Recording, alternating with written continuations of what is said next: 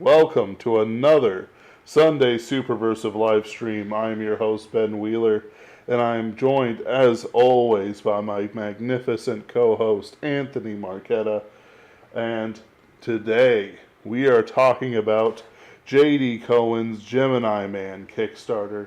Uh, JD Cowan is one of those Gen Y gentlemen who publish quite often compared to what may be expected for the quality of pardon me, just when I get started. Something about a tornado. I know there's a tornado. I live in Missouri. I see the thunderstorms. It's not like we're doing any less sin. Um, is one of those distinguished gentlemen who, and this is crazy. I want you all to hold on to your seats. Delivers on his Kickstarter promises. Wild, I know. On time and even I hear under budget, or at least under budget. I hope. Uh, how are you gentlemen doing today? I'm doing fine. How about you? Ah, uh, mm, uh, no one's ever asked me that. But no, no, no. No, I'm doing quite well, all things considered. What we're looking at today is your Kickstarter, which I am, of course, very interested in, for the simple reason that I adore promoting the Kickstarters and works of others. And this looks quite fascinating indeed. How about you guide us through your Gemini Man series? Okay, the Gemini Man series kind of goes back pretty far. It's the first book in the series I wrote not long after I got published for the first time, honestly. Mm. Um, what happened was I wrote my first two books, and then I was starting to put out short stories, and one of the short stories ended up in an anthology published by Silver Empire called the anthology was called Paragons, and the story in that one is Someone is Aiming for You, which is the title of another book I put out. And because of that, I was asked by Morgan and her husband Russell if I wanted to be part of a new project they were starting called Heroes Unleashed. And this was way back in I think 2018 or so, so it's been a long time. Mm. What happened was they let us we read the very first book, which was Morgan's book called Heroes Fall. I think it was originally called just Serenity City, and she set up an entire universe. So what she did with that book was everybody read that one. It was a good book, so it was fun to read, and we decided from there where we were going to go, like what characters you wanted created, what part of the world you wanted to explore, stuff like that. And for me, since I'd only at that point put out about two different books and I was having a publisher back what I was doing, I decided why not just go crazy and do everything I've ever wanted in one of these sorts of series. Ooh. So, yeah, so Gemini Warrior, which is the first book I put out in the series, um, ended up being, I don't want to say it was controversial, but I noticed that a lot of the reviews for it were of either two minds. One, they said it was a good coming of age story, which I don't see how it's a coming of age story, but okay, thank you, I guess. And the other one was that this isn't a superhero story. And, well, it's not really a superhero story. That's true. It's actually not. It takes place in a superhero universe. There are superheroes in the story. There are supervillains in the story, but the main characters are not actually superheroes. In fact, they don't have powers at all. Um, that came about because at the time I was just getting into reading more and more about the old pulps and stuff like that.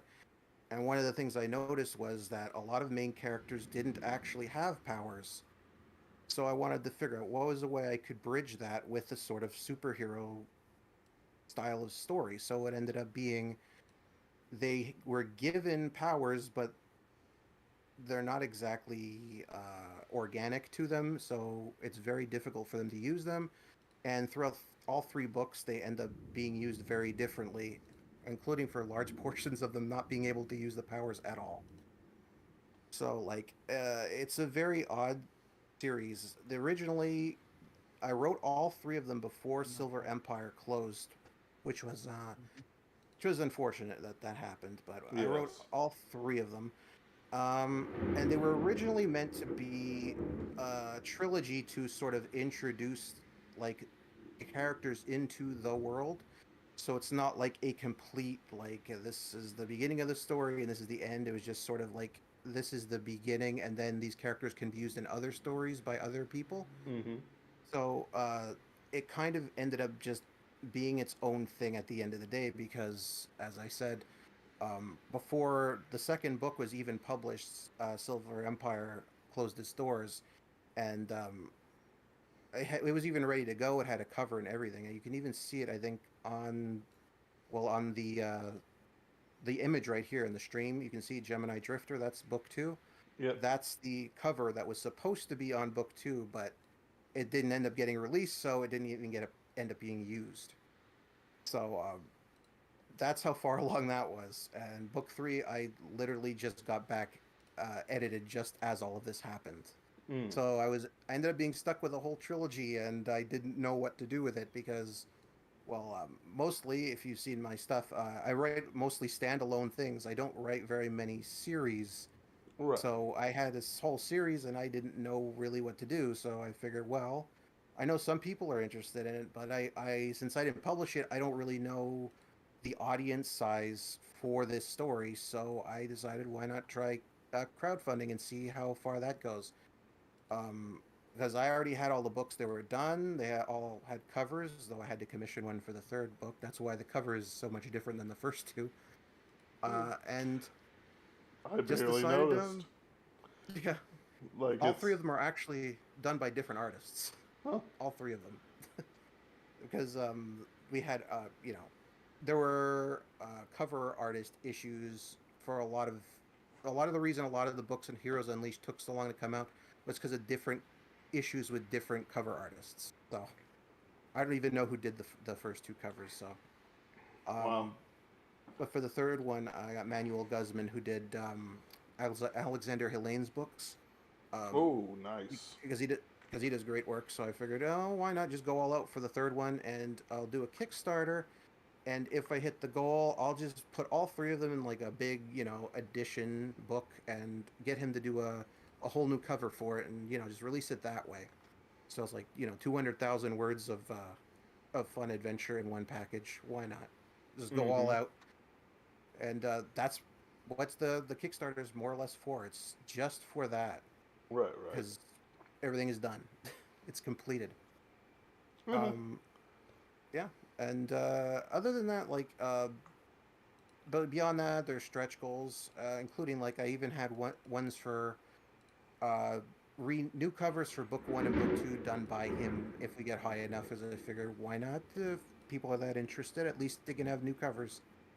Oh But yeah. other than that, yeah, I also had like since I said before, like it wasn't meant to just be like a full normal trilogy where the beginning, middle, and end. It's just kind of like it ends at a pretty satisfying place, but it's not exactly a finale ending. So I decided maybe if there's enough interest, I'll write a coda for the trilogy and put it in the final edition.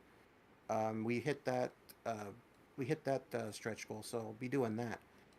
But I wanted to do a bigger one, so that's the next stretch goal Mm-hmm. on the docket. And like I said, it's if that gets hit, that's probably going to be as much as I expect to do with this sort of universe. Not because I don't like writing in it, but just because like it's I kind of did it a long time ago, and I'm not really the same sort of writer now. I've changed a Yes. little bit. I still went over and edited it myself after I got the manuscripts back and like polished them up and all that. But like, I'm not exactly the same type of writer I was then. So if I wrote another book, it would be completely different from the first three, and I don't really like doing stuff like that. So I'm just be satisfied with like giving a nice conclusion. So anybody who picks this up basically gets a nice full story Right. of 200,000 words. You know.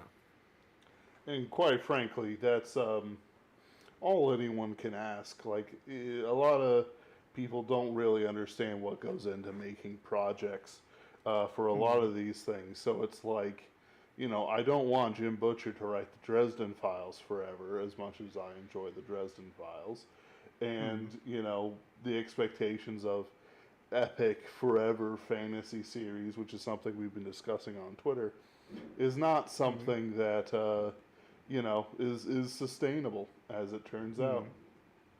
Hmm. Yeah.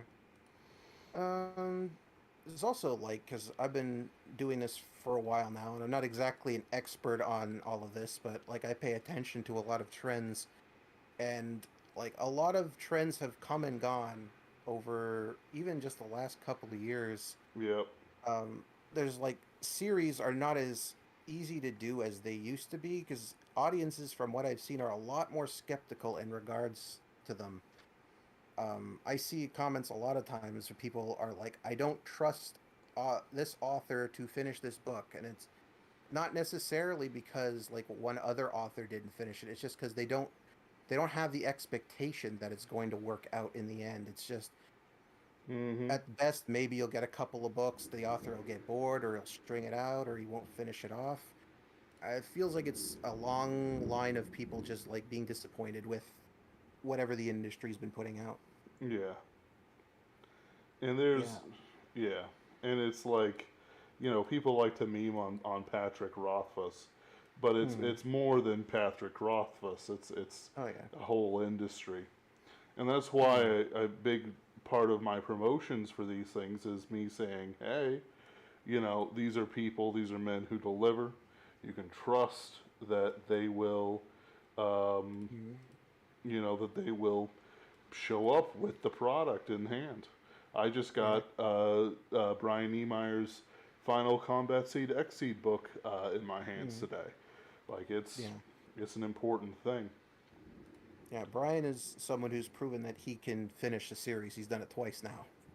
So he manages to do it in a way where they're not long. So like he gets them in, he gets them out, and Yep. then he moves on.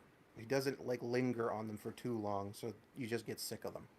Yep. Uh, oh, I noticed Mega Buster Shepherd. How's it going, man? Hey, hey. Uh, would you say you'd rather do standalone books now? Well, I mostly do standalone stuff in general, but a lot of my stuff actually does connect with other things I write. So it's not like it's just like completely standalone from each other. Like my book, Y Signal, was the Gen Y book with the weirdness in it. I had a short story done in Sidearm and Sorcery 2, which also just recently came out, called City Eater, that is related to that story, but it's not really a sequel to it. It's just related to it. So like when I say my stuff is standalone, I mean it's not like like I don't know, Spider-Man 1, Spider-Man 2, Spider-Man 3. It's not like that. It's just there are similarities and there are things you'll catch if you read multiple things, but you can read pretty much anything I write standalone and you'll be fine. You're not gonna be thrown in over your head. That's kind of the way I prefer it, actually. Mm. Yeah, he also mentioned Misha Burnett is right about series. Yeah, that's more or less what he was talking about. Because he wrote a series a while back. I forget the name of it, but yeah, he eventually got to the point where he wrote like the last book, and he just said, "Oh, I'm done. I don't want to do this anymore." And then since then, he just writes his own stories, and he does whatever works for what he's writing, and it's worked for him. He's Oh done a yeah. lot of great stuff. He's done a lot of great stuff. But Yeah. yeah, I like standalone stuff. I like series stuff, but I just whatever the story calls for is what I prefer to write. Maybe that's not exactly the best way to be huge or anything, but like I like what I like, I guess.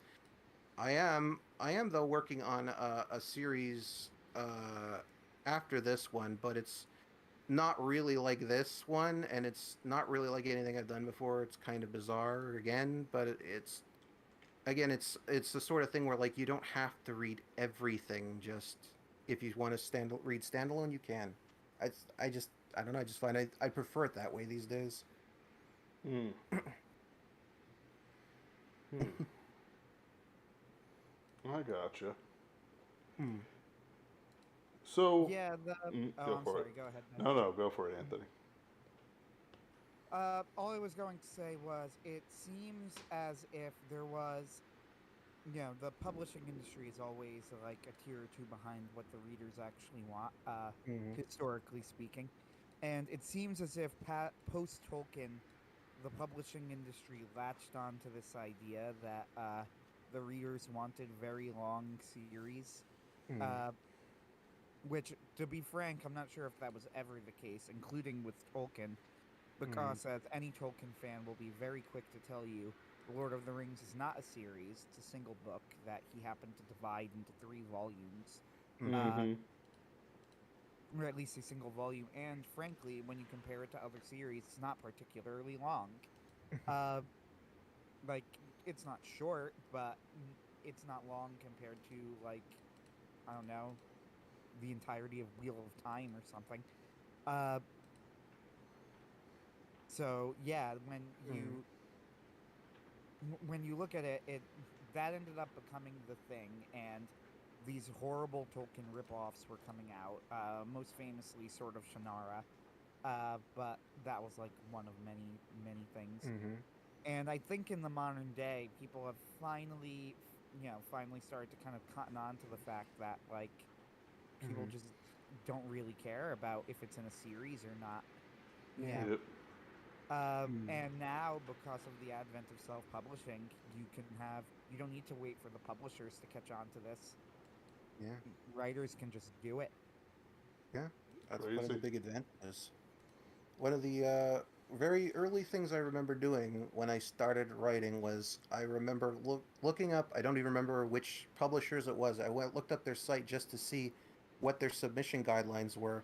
And aside from the fact that you need an agent, which I wasn't going to do, one of the things they said was you need a minimum of 100,000 words to submit a story. 100,000 words. And it's like I don't think any of the stories I've ever written has been 100,000 words. This trilogy is 200,000 words and it's 3 books. So like it's just not something I don't like. I've read also over the years a lot of books from those periods too. Like there was a period I was reading and I posted on my blog a bunch of mid 80s horror books because that was when the horror boom happened. And a lot of the ones I was reading, I couldn't get past the fact that a third of this book should not exist. And it's not that the book was even bad. It's just like this shouldn't be here. This doesn't add anything. It's just filling space, and it takes so long to get to the good parts. And it feels like that they just told the writer, yeah, you have to do that because you have to have minimum word count, and it's hard to unnotice that once you notice it. And that's not really a problem outside of the mainstream. So that's one of the reasons I didn't really have much of a problem like using Kindle or going to smaller publishers is because they don't really seem to be as much of a stickler about that sort of thing. And I think that's why they tend to put out more interesting stories in the long run, I guess. Yep. It's yeah. Yeah. Yeah. I think part. Uh, I think with some of the stuff you mentioned, like mhm. about like word counts and stuff like that. I remember some of that when I was in college, and I just thought it was utter nonsense because a story, Mhm. a well told story, does not Mhm. have a word count, and you better believe, uh, that some of these authors that they put forward, telling quite frankly horrible, humanly disgusting stories, do not have Mhm. 100,000 words. And I certainly doubt that they could write 100,000 words if I pointed a gun to their heads. So it's Oh it's yeah. it's it's one of those things where Mhm. there a huge disconnect exists between the readers, the publishers, and the authors, and there's no Mhm. bridge except what the readers want. and the Uh-huh. readers cannot tell you what they want in Mhm. general, except with their money. Yeah, that that's a good way to put it. Is like even when I was talking about like 80s horror, like I've also since then watched a lot of 80s horror, and if you contrast the movies, which are still fairly well known now, with the books, which are not, the movies by and large are better, and it's not always because of, I guess, for lack of a better term, literary quality or anything like that, or cinematography or whatever you want to say, but it's because the movies don't waste the audience's time. They know what they're there for. They give it to them. They get out, and they do their best on the way to give them what they want. And I never really got an impression in a lot of this older stuff I read from that period that that's what they were going for. Like one of the most infamous things I reviewed was a book called The Keep that was eventually made into a movie by Michael Mann. I don't think I ever saw that movie though. But the book at the start of it says like it's inspired by Robert E. Howard and H.P. Lovecraft, and the book is nothing like either of those at all. In fact, the book was so slow and so boring, I was convinced that the author had never actually read either of those writers Mm-hmm. because nothing happens for 75% of the book. And the stuff that does happen is so unbelievably dumb. I have to imagine that he just had no idea what he was doing. And he just thought this would be a funny twist, and that's all he did with it. That's how it came across.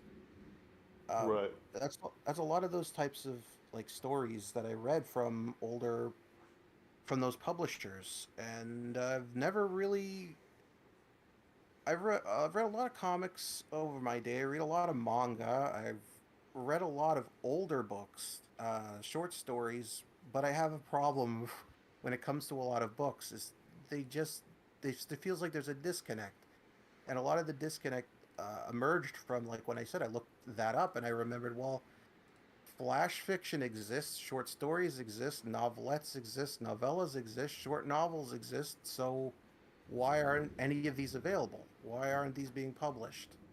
Those whole forms just being missed out on.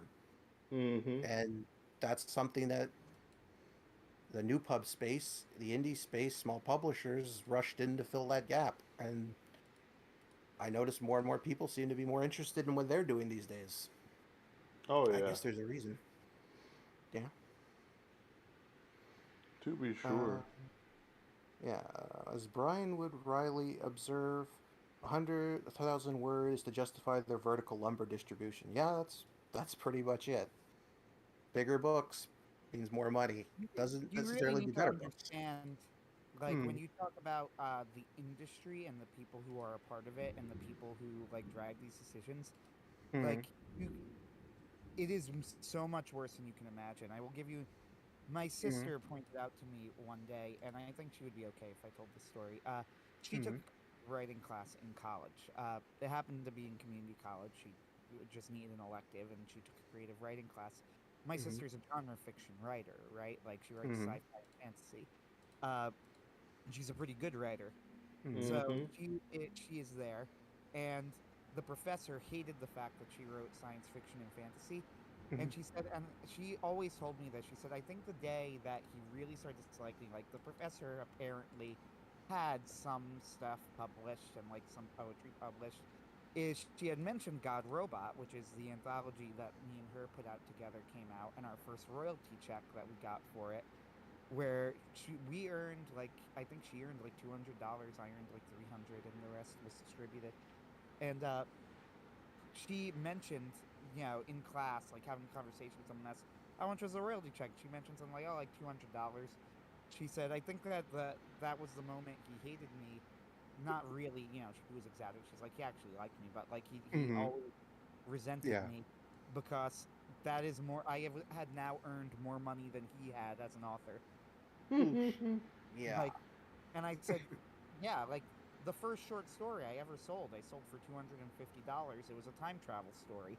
You know, Yeah. like this is though these are the people who are teaching people how to write, and they're teaching you. And she said, and she also said really interestingly, I don't know, I can't remember the name of the poet, but it's a very famous poem for all the wrong reasons, in my opinion. Mm-hmm. The wheelbarrow poem. Mm-hmm. Does that ring a bell to you? It does. I So can't. much depends upon a red wheelbarrow, like lying in the yard or something like Oh, that. right. Yeah. And then he has that same poet has another poem called Peaches, which is like, forgive me, I ate the peaches in the fridge because they were so delicious and so crisp. And my sister correctly, I think, told me I used to hate the classes that we had discussing those poems because they always felt like the biggest waste of time in the world Mm-hmm. because there was literally nothing to discuss. Yeah. And Tom Simon wrote about this in he has two essays on well, one essay in particular, which is like honestly a seminal essay for me. It's so good I keep going back to reading it. It's like a screw tape style essay. He calls them his Smiggy McStudge essays. And I Mm-hmm. will say that Tom Simon is quite literally the only author I've ever read who has riffed on screw tape, who has made me feel like I was reading C.S. Lewis. So that Mm-hmm. is the highest compliment I could possibly give somebody. So that's how much I recommend the Smiggy McStudge essays by Tom Simon. And he has an essay called Death by Bebop. Mm-hmm. Absolutely fascinating essay, and I really, really recommend that everybody read it. It's on bondwine.com. Death by Bebop. So in Death by Bebop, he describes how jazz died, and he connects it to literature. And this is what he says, and I'm going to be paraphrasing here and not directly quoting, but essentially, bebop was originally you would have a song, could be any song, but was often classical, right? And then you would play that, and that was the head. And then each musician would play some sort of variation on the head, and that's how you get jazz, right? The Mm-hmm. movie La La Land, of all things, for all of its flaws, actually does a really good job explaining this. So that's what jazz started out as. That's what jazz is, right, fundamentally. Then Mm-hmm. Dizzy Gillespie came in, cut off the head of the song, and only played the variations. And this was bebop. So they said, as it turns out, this was pretty much the death of jazz. It was variations without a head. Now, as it turns out, Dizzy Gillespie was such a genius that his variations would often be more interesting than the head was anyway. Mm-hmm. But most musicians are not Dizzy Gillespie, Yeah. so they can't do it. Like their variations, they're just noise. Nobody likes Mm-hmm. them.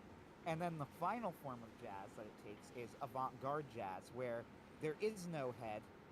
It's just a variation on nothing, meaning that the only people who care about it are the musicians, and nobody wants to listen to it. And that's the final fate of jazz. And Mm. the comparison he made was to James Joyce. So James Joyce wrote Ulysses. Ulysses is bebop, right? It Mm-hmm. is music without a head. And the head of Ulysses is the Odyssey. The Ulysses is only understandable if you have the Odyssey as a guide, which of course, as any author will tell you, worth their salt, like Mm-hmm. that's cheating. You know, Yeah. you should need to have some sort of outside guide in order to make your book comprehensible. It's the Mm-hmm. bebop of books, and the avant-garde jazz is Finnegan's Wake. Mm. And I don't know if you know anything about Finnegan's Wake, but I actually highly suggest, as a for a bit of entertainment, you pick up a copy of it, find it online somewhere, open it up to a random page, and just start reading. It is literally nonsense words. Like it is just nonsense laid out in a line. It is Mm-hmm. indecipherable. The only person that that book can possibly have meaning to is the author. Mm. So it's the avant-garde jazz of literature.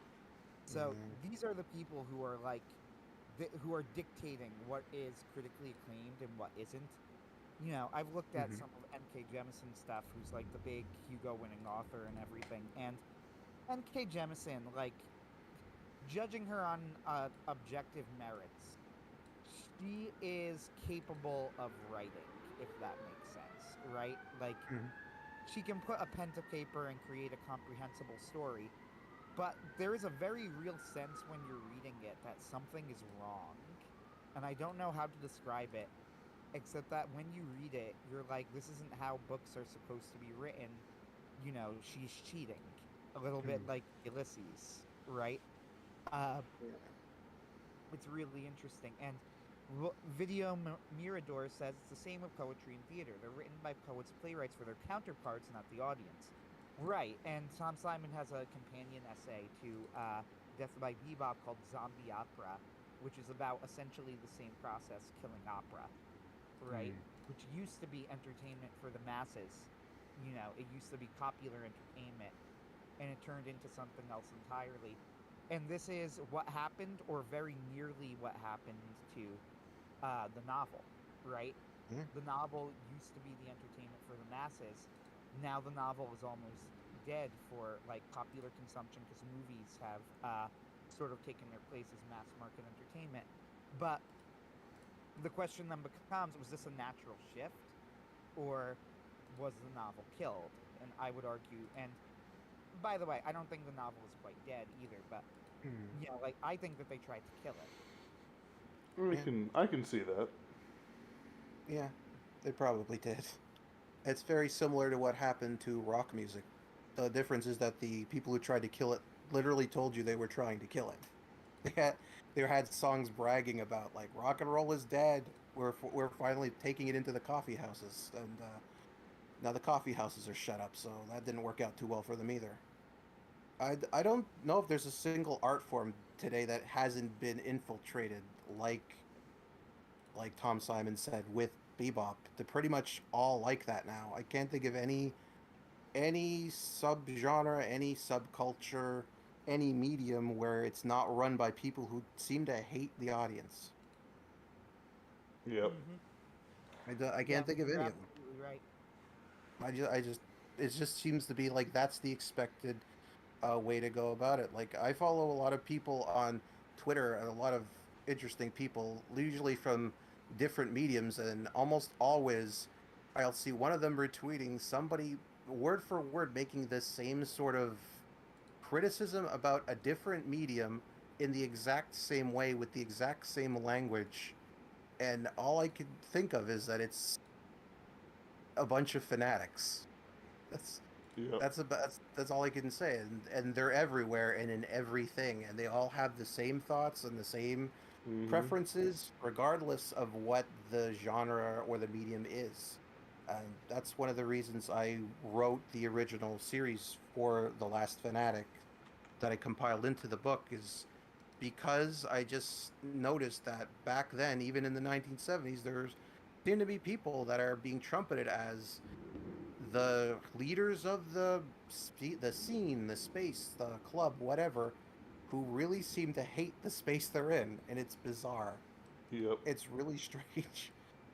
Like the first book I covered in that series, I remember finding it in the used bookstore just one day before mass. I would decide I'll check out what we have here, and I found a book called The Illustrated History of Science Fiction, and all these cool covers and magazine stuff were in here. And I saw some essays, and this will be great to read. And I picked it up, and the entire thing is the guy complaining about everything. And this is back before Star Wars even came out, so he was really, really upset about. I don't even know what he was upset about because isn't the genre pretty much already irrelevant at that point on a mainstream level?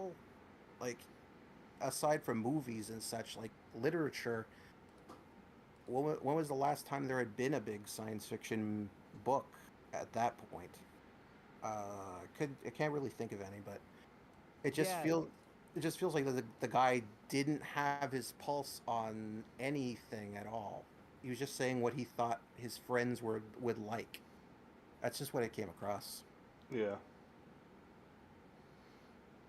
yeah, it's a good segue to like what the indie space is providing for us now, and also like the flaws and the good things about it. So this is something that I've always told people when it comes to like if you want to be a writer nowadays and what that means.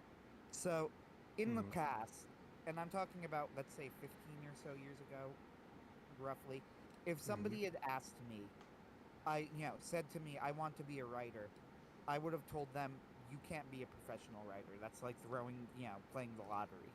Like, Hmm. you can't do it. It's not practical, right? It's not going Yeah. to work.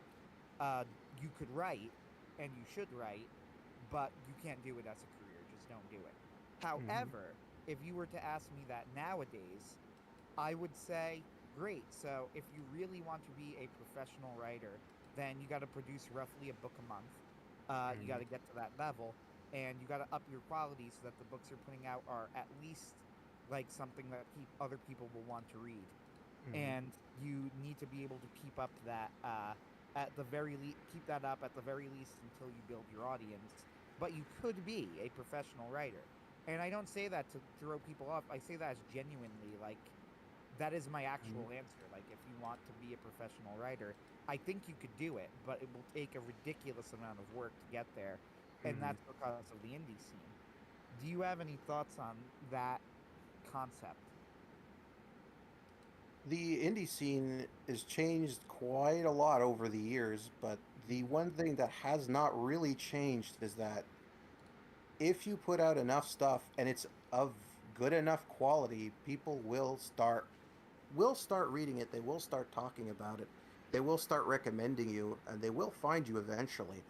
All you have to really do, and this is difficult, I know, for a lot of people because it's just difficult, is to go out there and like interact with other like-minded people. That's how I found people like in Superversive or in the Pulp Rev or in Iron Age now, or even like random guys like Jacob Kalta from 365 Infantry, who puts out like new stories all the time on his blog. He puts out new music. He's always online talking to people. He really puts in a lot of work, and it's paying off for him. You just have to really connect, find like-minded people, because there's a lot of people out there who want what you're offering. And I'm not even saying that like generally. I mean, no matter what you want to put out there, there's probably somebody out there who wants to read it. It just has to be the best story it can be, whatever that is. Yep. Like if you want to write hard science fiction, like I'm well known for being someone, I'm like the hard science fiction hater or whatever, but like I don't think if you write hard science fiction, you want to write the best hard science fiction story you want, and you want the audience of hard science fiction people to find what you're doing. So you have to go out there, interact with the people, find out what they want, and deliver what they want. And I understand why that's tricky if, you're not the best at social abilities, because like a lot of us aren't. It's just the way it is for authors. But part of art is communication. So like you want Mm-hmm. to get in there and you do want to find out what other people like, because I find it's fun to learn what other people like and don't like, what they find is important, what they don't find is important, instead of just like holding myself up in a tower and telling other people what they should want and shouldn't want, and then like, using the publishers to gatekeep everybody else out. So that's the only thing you get. Like that just seems to be the complete opposite way of how it should be. And in the newer space, it seems like it's the complete opposite, for better or worse. There's a lot of stuff out there, and it's hard to, find your audience. It's hard to even find other people's stuff, but I still think it's a better alternative than just having it be gate kept to a bunch of people who really don't like the audience in the first place. Yep. It's just Ben, way I of just thinking. wanted to, sorry to cut off, but it's kind of important because apparently there's audio problems with me and JD coming through very low, Oh yeah. according Uh, to the not to the chat. you're all the way up. Let me see here. Megabuster Shepherd says that it's my computer that's dying, but no, I don't think it's me this time. I Huh. haven't had so my initial computer and my initial microphone were terrible, but they've improved as the years have gone on. Hold on, they can't hear you.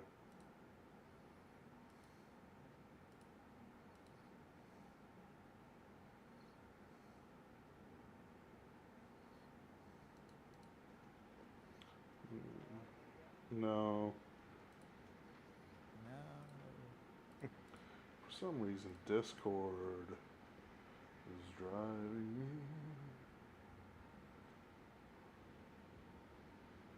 I can't even entertain the audience with my witty patter. I mean, you're entertaining them now. Don't you worry. Give me that. Fantastic. All right. Why? Is it so low? That's bizarre. Just a second, guys. Bizarre. Just a typical week of the Superversive live stream. Oh well. Womp womp.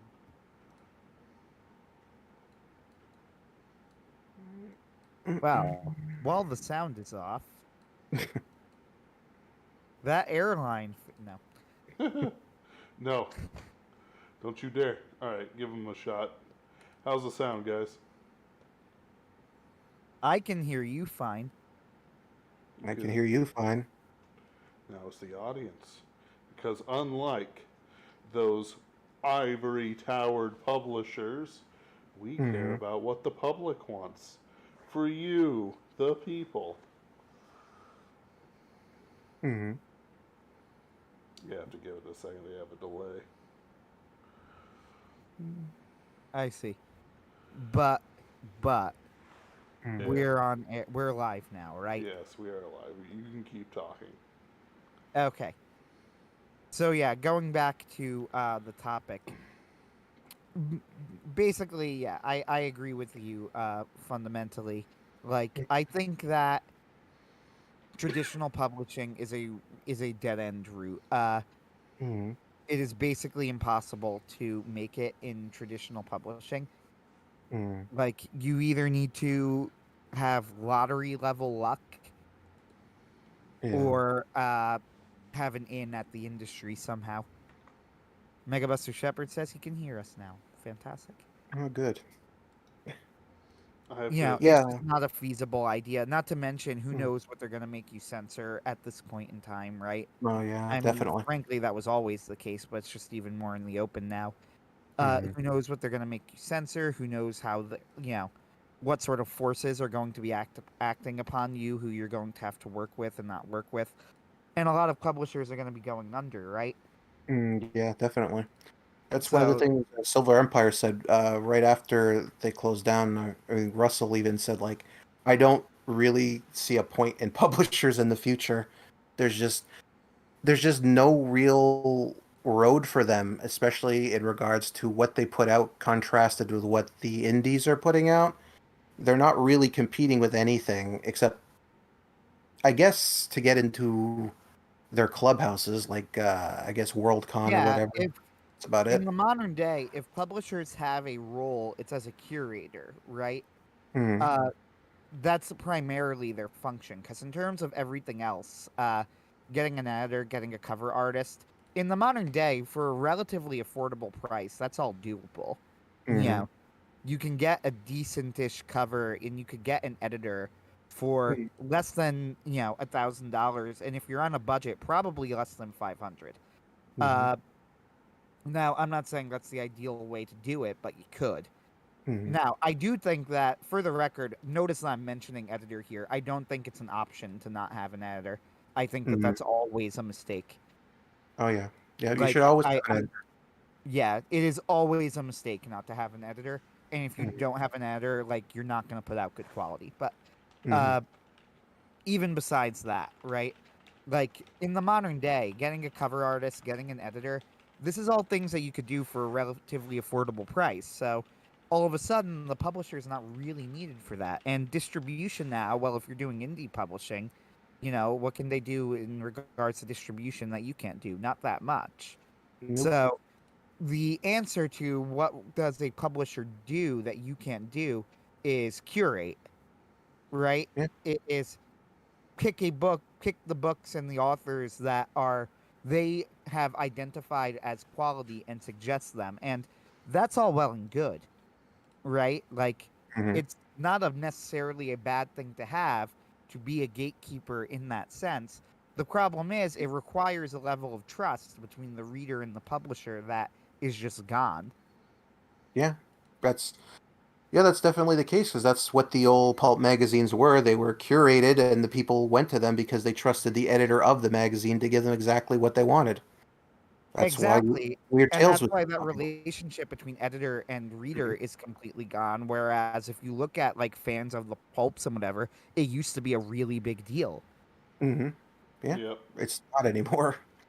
Um, I think now, like you would get maybe like the brand names from the authors, like a George R. R. Martin. He puts out a book, people get excited about that. But if somebody would put out the same sort of book he did, but in the same store, in the same section, it doesn't even matter how good it is. It's just probably not going to sell because there's no brand name to latch onto anymore. Because before, like, you would buy an Ace book because it's an Ace book. You would buy uh, a DAW book because it's a DAW book.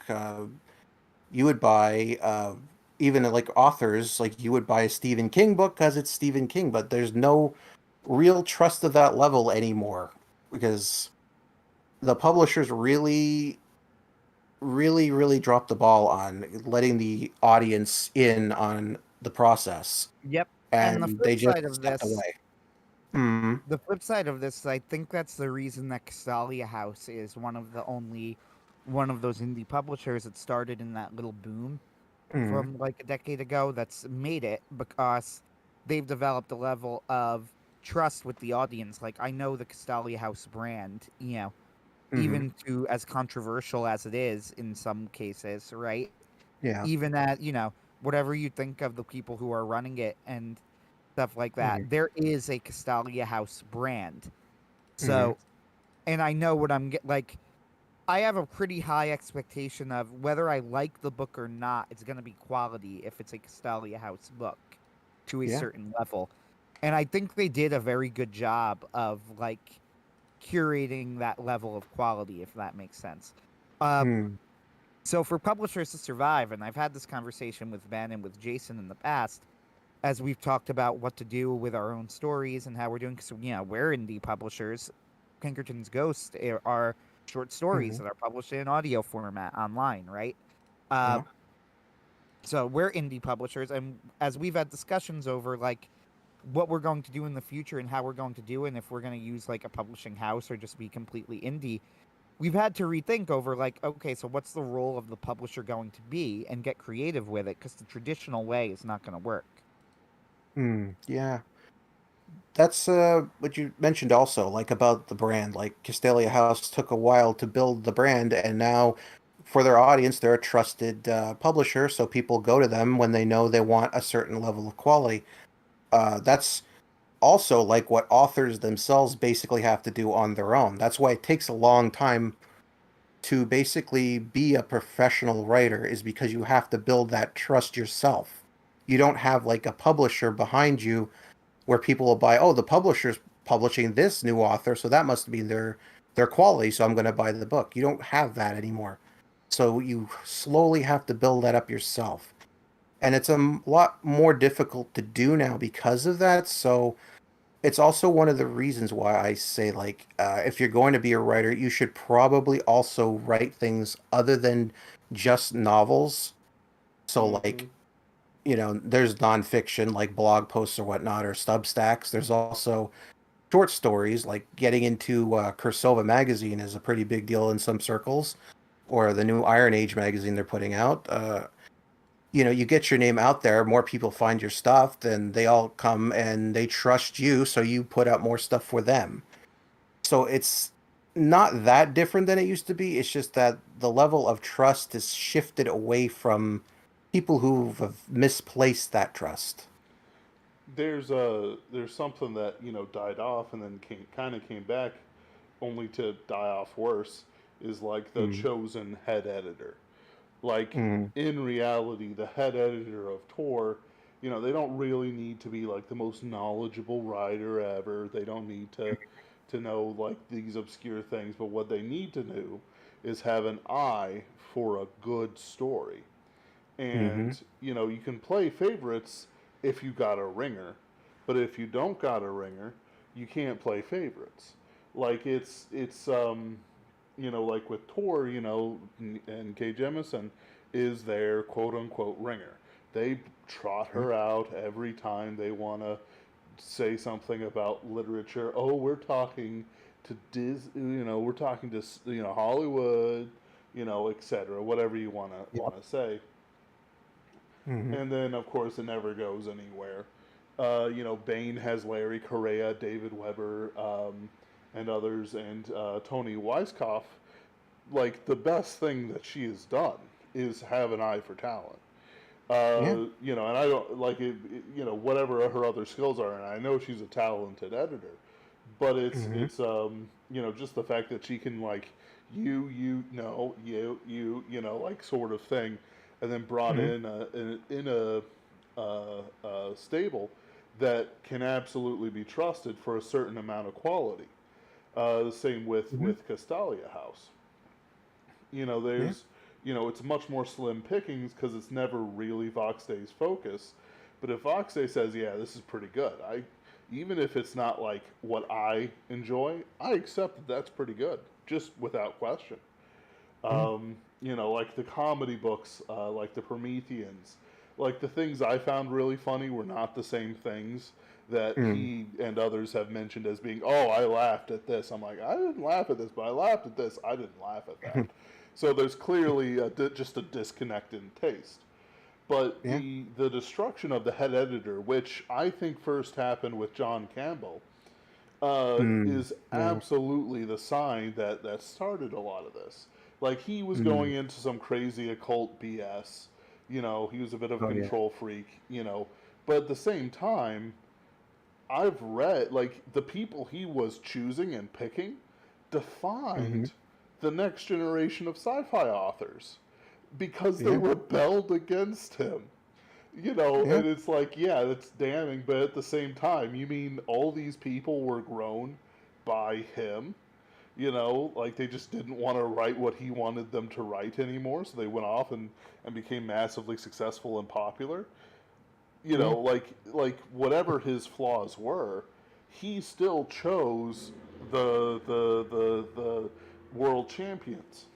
And Mm. not, there's boxing agents who would kill just to have a contender, much less a champion. Yeah, that's true. I'm trying to remember.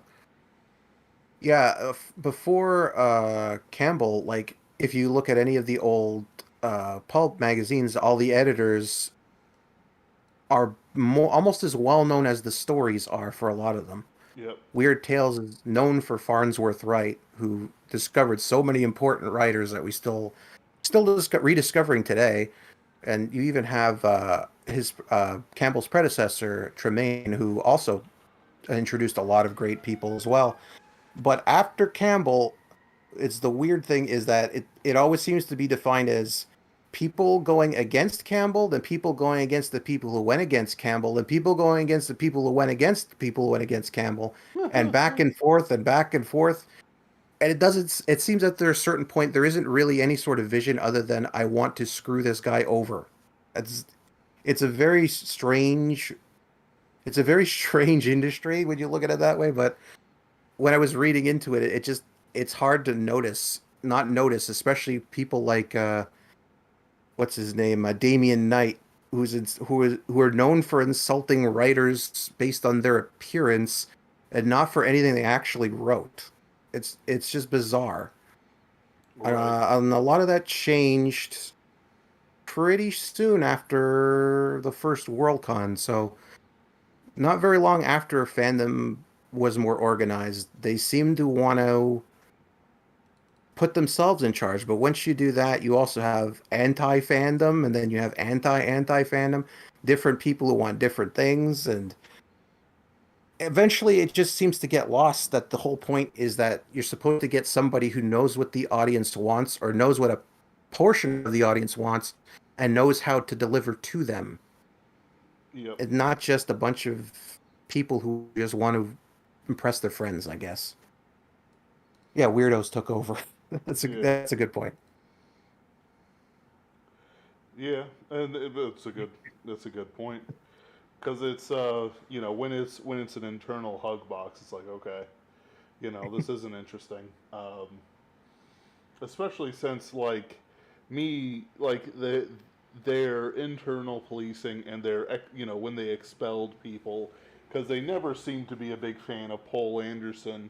And I've never, like, they like what is his name, he wrote I have no mouth but I must scream. Harlan Harlan Philip. Ellison. Ellison. Thank you.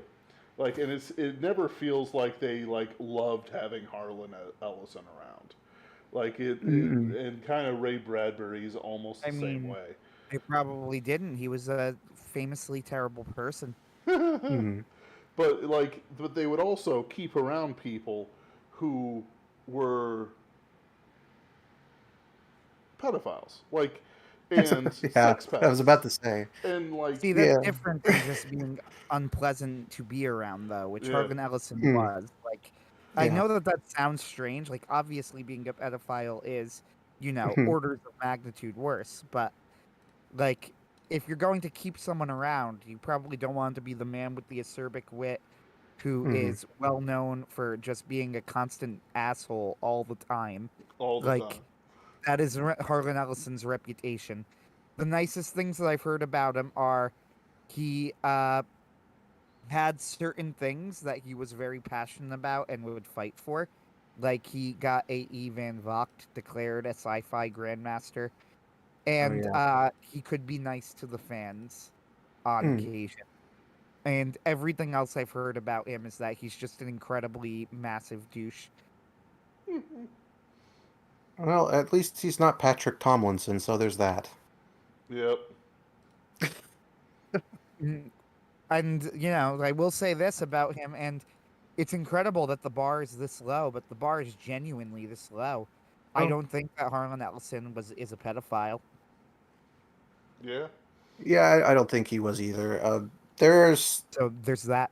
I've looked at like a lot of that sort of stuff because the whole fandom stuff, but there's things I don't really want to look into. But there are certain like clicks and behaviors you can at their certain amount of time kind of catch on to where you're just like hmm I don't want to go into this person anymore because I'm not getting a good vibe. But Harlan Ellison, for everything he's done, just kind of seem like an asshole. So that's the worst I could say about him. That's fine by me, considering some of these people were very like pleasant in public, but not so much behind the scenes.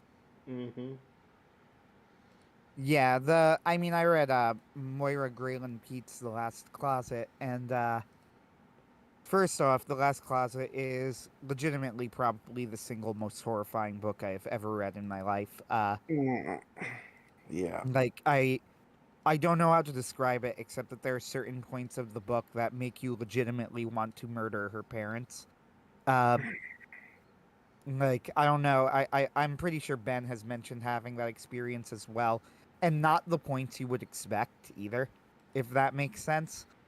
Hmm. Like there is a moment in the book where Moira is at a party or something, and the friend is killed in the party just in a horrible accident, because Hmm.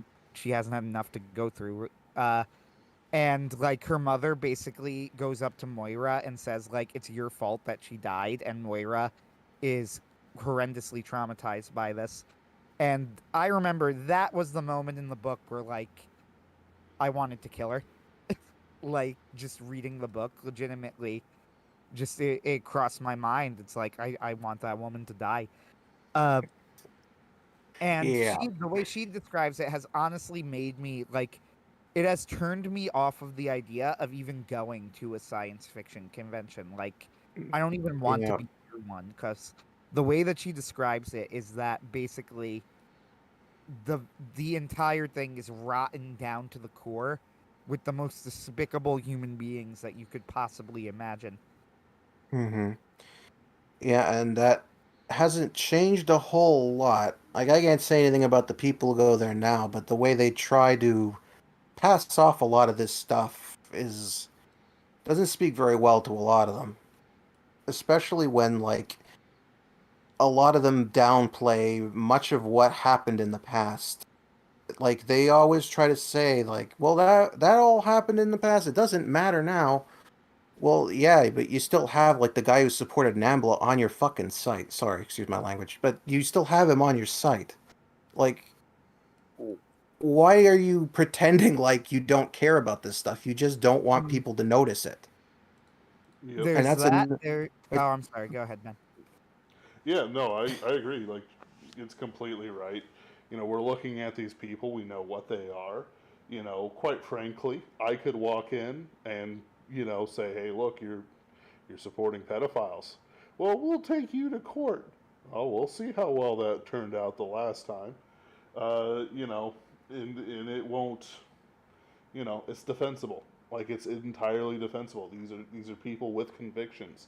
These are people who have written books of pedophilia. Like you can't get away from that. And then Yeah. a big part of that, and I'm going to start reeling us back in now. A big part of that is the lack of a good editor vision. Instead, they wanted to beat glad hand each other and clap each other on the backs because the times were good, and like any good boomer, they ate the seed corn. And so now they just don't have anything.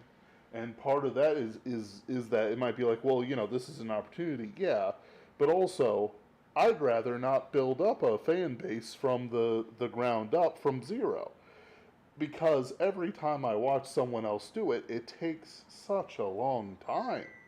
I'm watching these people, Hmm. uh, uh, you know, sort of go from like zero to maybe a couple hundred people on a YouTube channel, and Hmm. then others, they might gain some success, but then they just never go anywhere with it because they're not working with anyone else, or they're Hmm. satisfied with what they've got. And it's harsh to look at that, but it's like the benefit of the publishing house is having everything there. It's not just having a cover artist there and the editor. It's having fellow authors there that you can team up. That's actually been of great strength of Bane.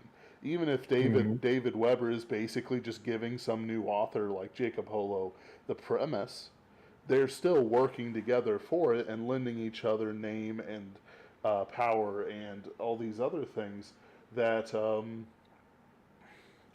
them out.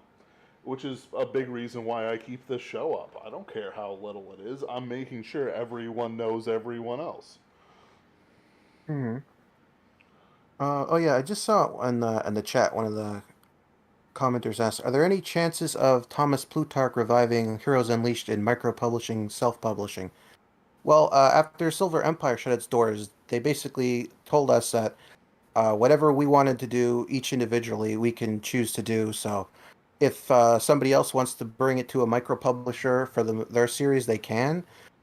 Even to this day, if somebody wants to write in Heroes Unleashed universe, you can just like DM and Morgan and just like ask them what they need to know, and you can do whatever you want. It's for the authors individually. So like this doesn't really have my campaign here doesn't really have anything to do with anything else in Heroes Unleashed.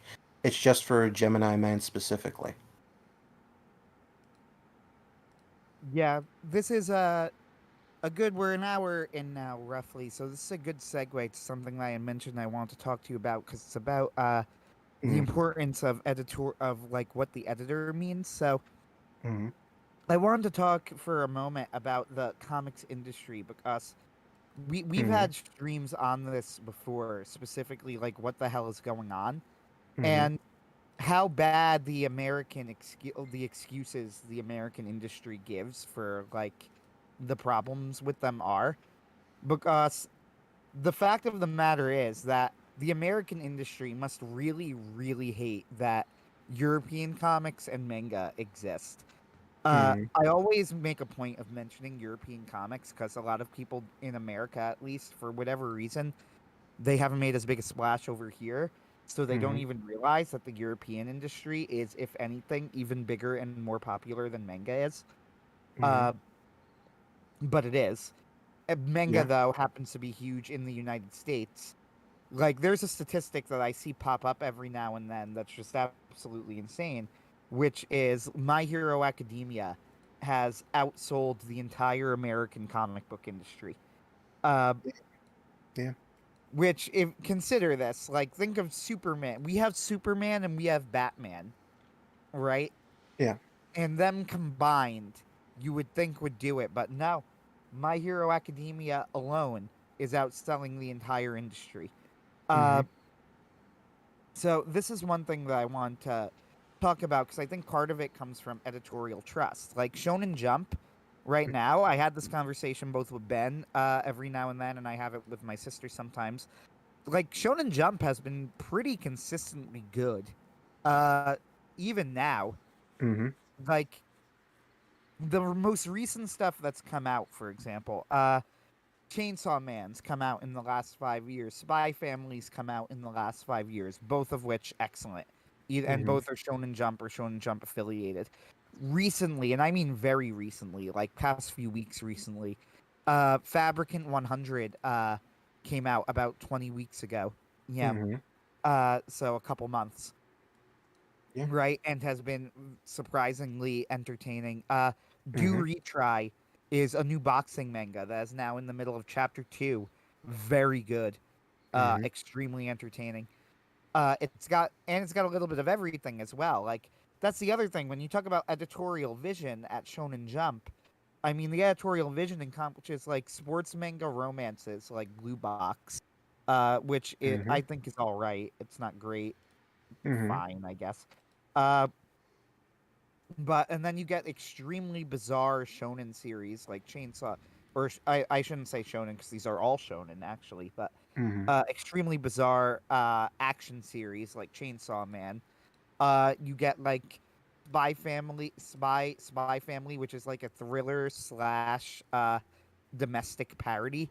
Mm-hmm. Uh, and then you get superhero stories like My Hero Academia. It runs the gamut, but I Yeah. have a certain trust in Shonen Jump because Shonen Jump has a few things going for it. One of them is that this is famous, throughout its history. Shonen Jump is is meritocratic almost to a fault. Oh Like yes. it has absolutely no loyalty towards any of its writers or artists, Oh and yeah. is very upfront about this. Mm-hmm. Oh Like yeah. they're not hiding it. They're not like pretending that they're gonna be loyal and they're not. No, it's if you are out of the top 10 for like more than a few weeks, it does not matter how success. And I just came up with a random number. I don't know what their Mm-hmm. internal algorithm says. Right? It could be like top 15, top 20 or something. But Yeah. if you're out of their top lineup for more than a few weeks, then you're out and that's it. And Mm-hmm. better, tough luck, good luck next time. Uh and if you had any sort of success with them, then maybe they'll give you a better look the next time you submit your next manga, Oh right? yeah. That definitely Like happens. maybe they'll give you a quicker look because you've proven that you can hack it in the industry, but Mm-hmm. certainly they owe you no loyalty. Yeah. Yeah. They've been Shonen Jump ever since the 1980s when it overtook Shonen Sunday. Has been the leading name in Japan for a very good reason, and that's because they always know what sells. But they always know what sells not to one specific group. I mean, it's well known it's a boys' magazine, obviously, so teenage Mhm. boys are the main demographic, but they know what sells in like subgenres and sub-subgenres, like greater trends. Like they kind of predicted Fujoshi stuff, Bishonen art styles before they really became I want to popular. point. So I'm like they sorry to knew. cut you off, but I'm looking at the Mm, comments, so that's the reason that I'm cutting you off. sure. This is important because this is kind of an important point because I actually think it's important to say that I don't agree with this, which is it's Hmm. because the medium is considered art and the artists are treated with respect. That is not true, and I want to emphasize the fact that this is incredibly not true. Uh, Hmm. the artists are worked to death, literally to death. Like that is not a metaphor. It's not figurative for worked to, exhaustion. I Uh, mean that the artists will work themselves to the point that they get sick and die. oh Uh, yeah. There's a very infamous example of the artist Makoto Raiku who did Gash Bell, Animal Land, and a whole bunch of other things.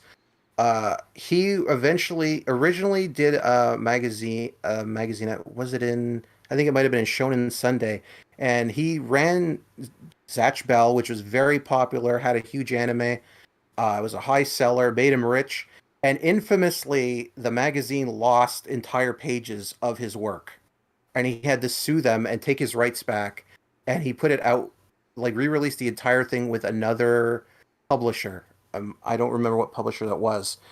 And ever since then, he's been very, very, very careful about who he releases his stuff with. Um, and it all started because the publisher he thought he trust really screwed the pooch on what he was doing. Right. And he's not alone on that one. That happens a lot. Yeah, Shonen Jump, like, I want to be clear here that this is why I said it's meritocratic almost to a fault, right? Like, there is a middle ground between whatever the hell is going on in America and what Japan is doing, because Mhm. what Japan is doing, on one hand, is it better than what we're doing in America? Yes, but surely we can come up with an industry that produces quality work without literally abusing the workers, right? Mhm. Like, which is what is going on in Japan. Uh, Yeah. like I am like sure of this. Jiro Horikoshi is a famous example of this. So Oda, who is the creator of One Piece, for people who don't know, Oda is famously a freak. Like he is famous for this, that he just loves drawing and creating so Mhm. much that the workload of Shonen Jump doesn't really bother him, to the point where he will sometimes make he knows that he has a problem, and he will Mhm. sometimes make jokes about it in like the back pages of One Piece, you know, in the Yep. author's notes, that Mhm. like he'll be neglecting his family for One Piece. But Mhm. Oda is an exception. Oda likes doing that. You know, Yep. then you get guys like Jiro Horikoshi. When you talk to him, you know, there's an interview from Horikoshi, like, I don't know, 5 years ago, talking about My Hero Academia and saying that, oh, he was hoping that one day it would rival One Piece. Fast Mhm. forward to today, where it's very obvious that Horikoshi has rushed to this ending because Mhm. his health started failing on him. Oh yeah. Uh, It's very easy to see. it's and you know, Ben and I had this stream last week and we mentioned it. I do think that the manga has picked up again a bit, and Mhm. I'm pretty forgiving towards it, because it's very obvious to me that he had to push the Mhm. ending forward because of health issues. But like, the health issues are Mhm. not a secret. The manga goes on an extra week's hiatus every few weeks or so. Yeah. Horikoshi is constantly talking in the author's notes about his wrist being in pain, his back Mhm. being in pain, because he's literally working himself to death. Yeah. And There's a few examples of that even recently. The guy who did World Trigger, Daisuke Ashihara, had to leave Shonen Jump because he had like a big major back issue, and he had an operation, and he disappeared for like 2 years. And even now, he publishes a monthly magazine, and sometimes he doesn't even get to put out chapters because the pain is so bad. But there's no way he would have been able to keep up a weekly schedule. And there's also like Hunter x Hunter with Togashi. He, for how many years, he puts out maybe 7 chapters a year because he just can't handle the work anymore. I mean, I think the most famous of all at this point is Berserk, right? Hmm. You know, he literally Oh just yeah, died. he died. Yeah, he actually died doing it.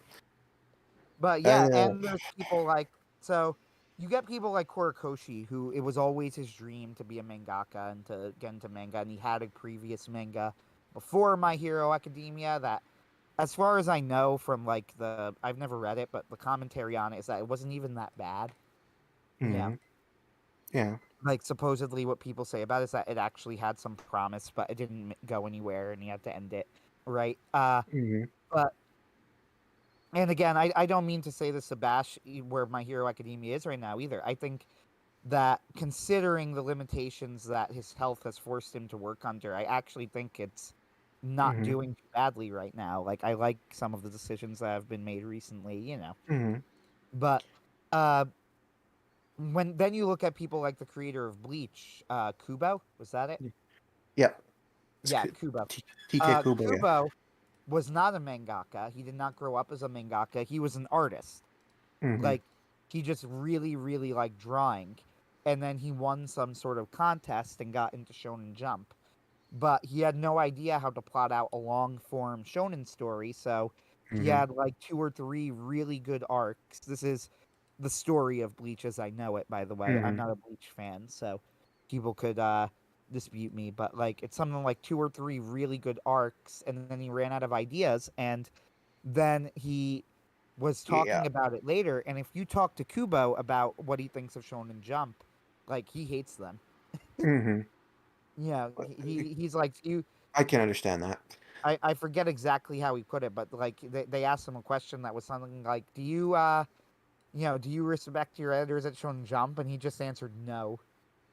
Yeah, it was pretty clear after a certain point he either got changed editors or the editors stopped like wrangling him or something because the series kind of went in circles for a very long time. Even like one of the last arcs feels like the feels like a bootleg Yu Yu Hakusho arc with the way they treat the random powers. That don't even end up Yeah, mattering in the end. that's It's because of the old Shonen Big Three. yeah, Kubo was the one who knew the and cared the least about manga. yeah.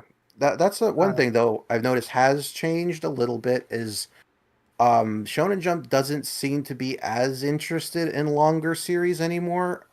They let Demon Slayer end after 200 chapters, and that was right as it was exploding in popularity. If that would have happened back when Dragon Ball was around, they would have made Gotoge go back and say, "No, you don't know. You have to write more. You don't have a choice." And she been going for another decade at least. yep, yep, you're absolutely correct.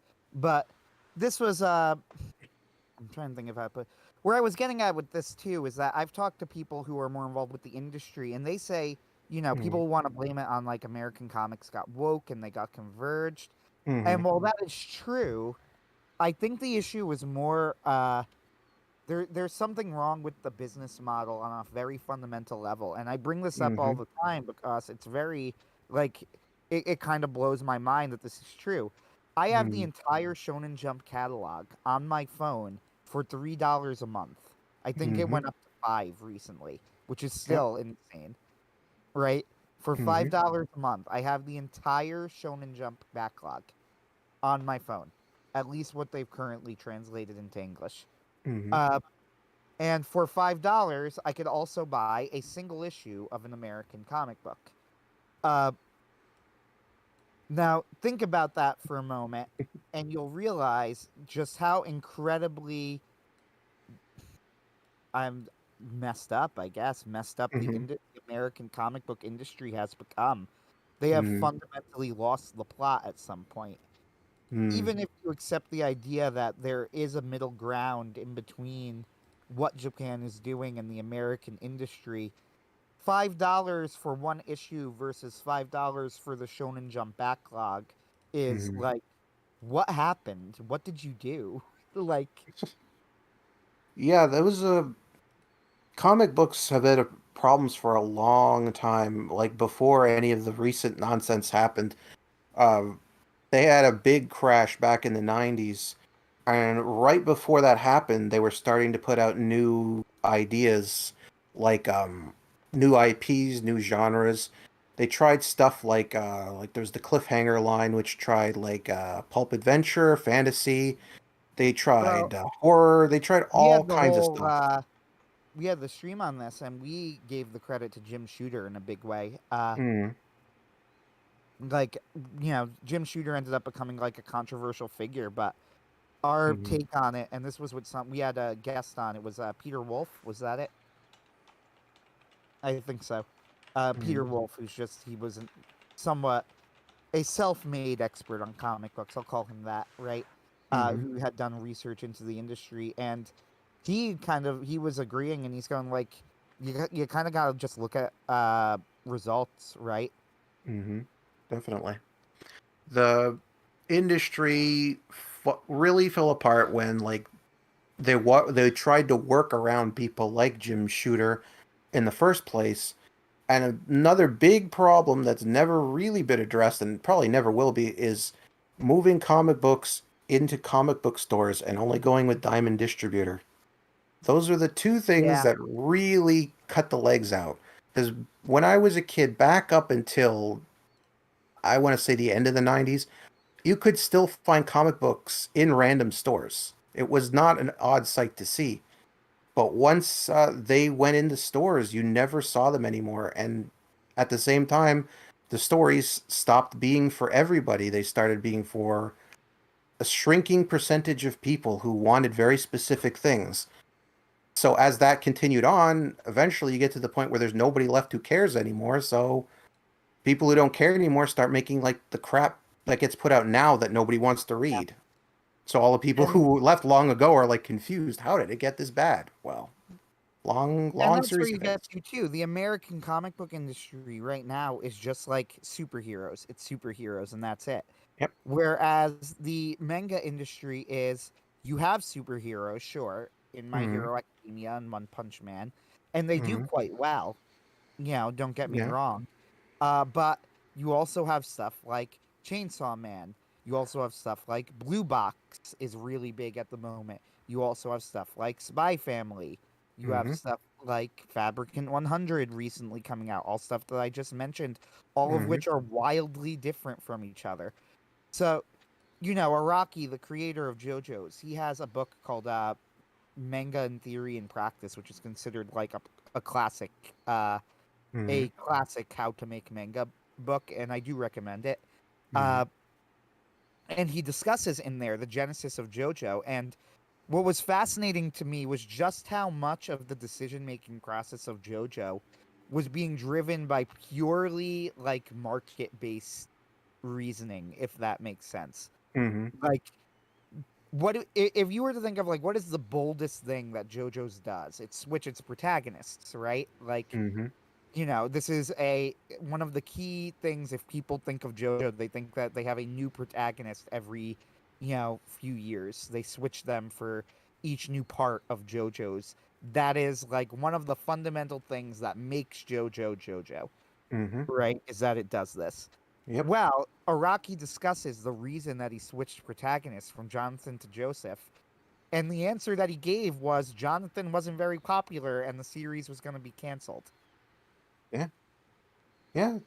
And he's That's. like, so I swapped protagonists, and he's like, and he Hmm. is extremely practical about it. He's also, by the way, I will note, very not bitter about it, if that makes sense.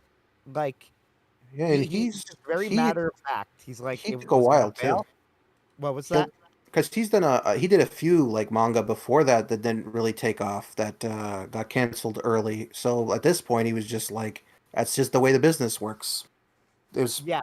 just matter of fact. So He he was knew how it like, worked. people don't really like Jonathan. I'll kill him Hmm. off. I'll swap him.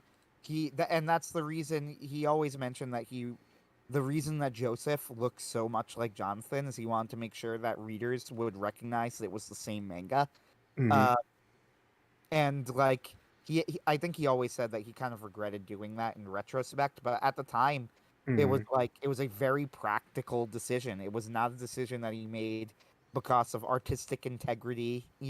Hmm. It was not a decision he made because it was like the best way to tell the story. It was a Yeah. decision he made because people didn't like it. Yeah, Yeah. like Yeah. they didn't like it, and his job is to Hmm. get readers. So, can you Oh, imagine somebody in the modern comic book industry admitting that they made a change because of the fans? Never. no. It would never happen No.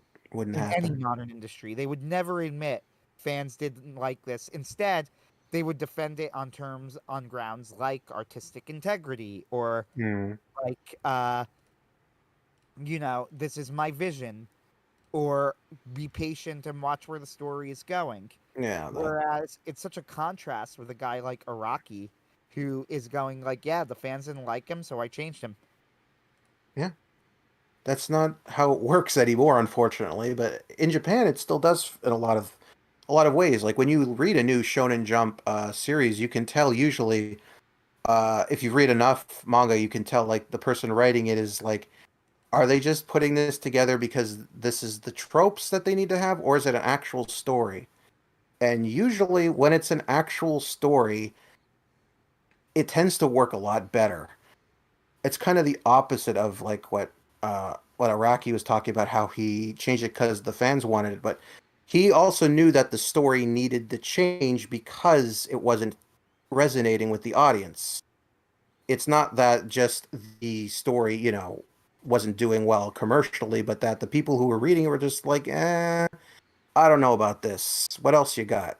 so he had to shake it up. And the way he shook it up has been, well, he's still shaking it up now, isn't he? So he knows what he's doing. I think a lot of that comes from the fact that he had a lot of experience before making JoJo too. It took him a long time to get to that point. Because nowadays, a lot of the newer writers just kind of make a new series, and it either works or it doesn't. Like for instance, the new one they put out, Do Retry. That's the boxing one. The Yep. guy who did that one, the series he did before that is nothing like this one at all. And when I had tried to read that one, I couldn't get through it. It was not. It was pretty bad. But this What one, series was it? I think it was Bone Collector Collection or something like that. Yeah, might be. Uh, it didn't last. It didn't last very long. It wasn't very good. And this one, he changed almost everything about how he did his process. The tone is different. The designs are different. The pacing is different. He clearly is someone who realized, okay, this didn't work. What can I change that will resonate with people better? And from what I've seen in the first two chapters of the series, he definitely did his homework because it's a good series so far, and I hope it keeps up. Yeah, I agree. I read the first chapter and I like contacted Ben and I said, "Dude, if you haven't, I know you follow Shonen Jump, so you probably have seen this, but if you haven't, check this out. Like, this has Hmm. potential." Uh, Oh which is yeah. how when you're this early, that's how I would describe it. Like that, Yeah. I wouldn't say it's great yet, but it has the potential to be something special if it keeps that quality up. Uh, Hmm. just a really really exciting new series, but. That was the other thing that where I want to bring up. And again, I tried to be patient before moving on to this topic to give you your time to talk about Gemini Man and get all of that out there. So now we're well over an hour into it. Sure. Uh, so I want to ask about what your thoughts on the current anime industry, because Ben and I have had a lot of discussions on this, on your take and Brian's take, which roughly line up with each other to my recollection. Uh, so, Hmm. what are your thoughts on it currently?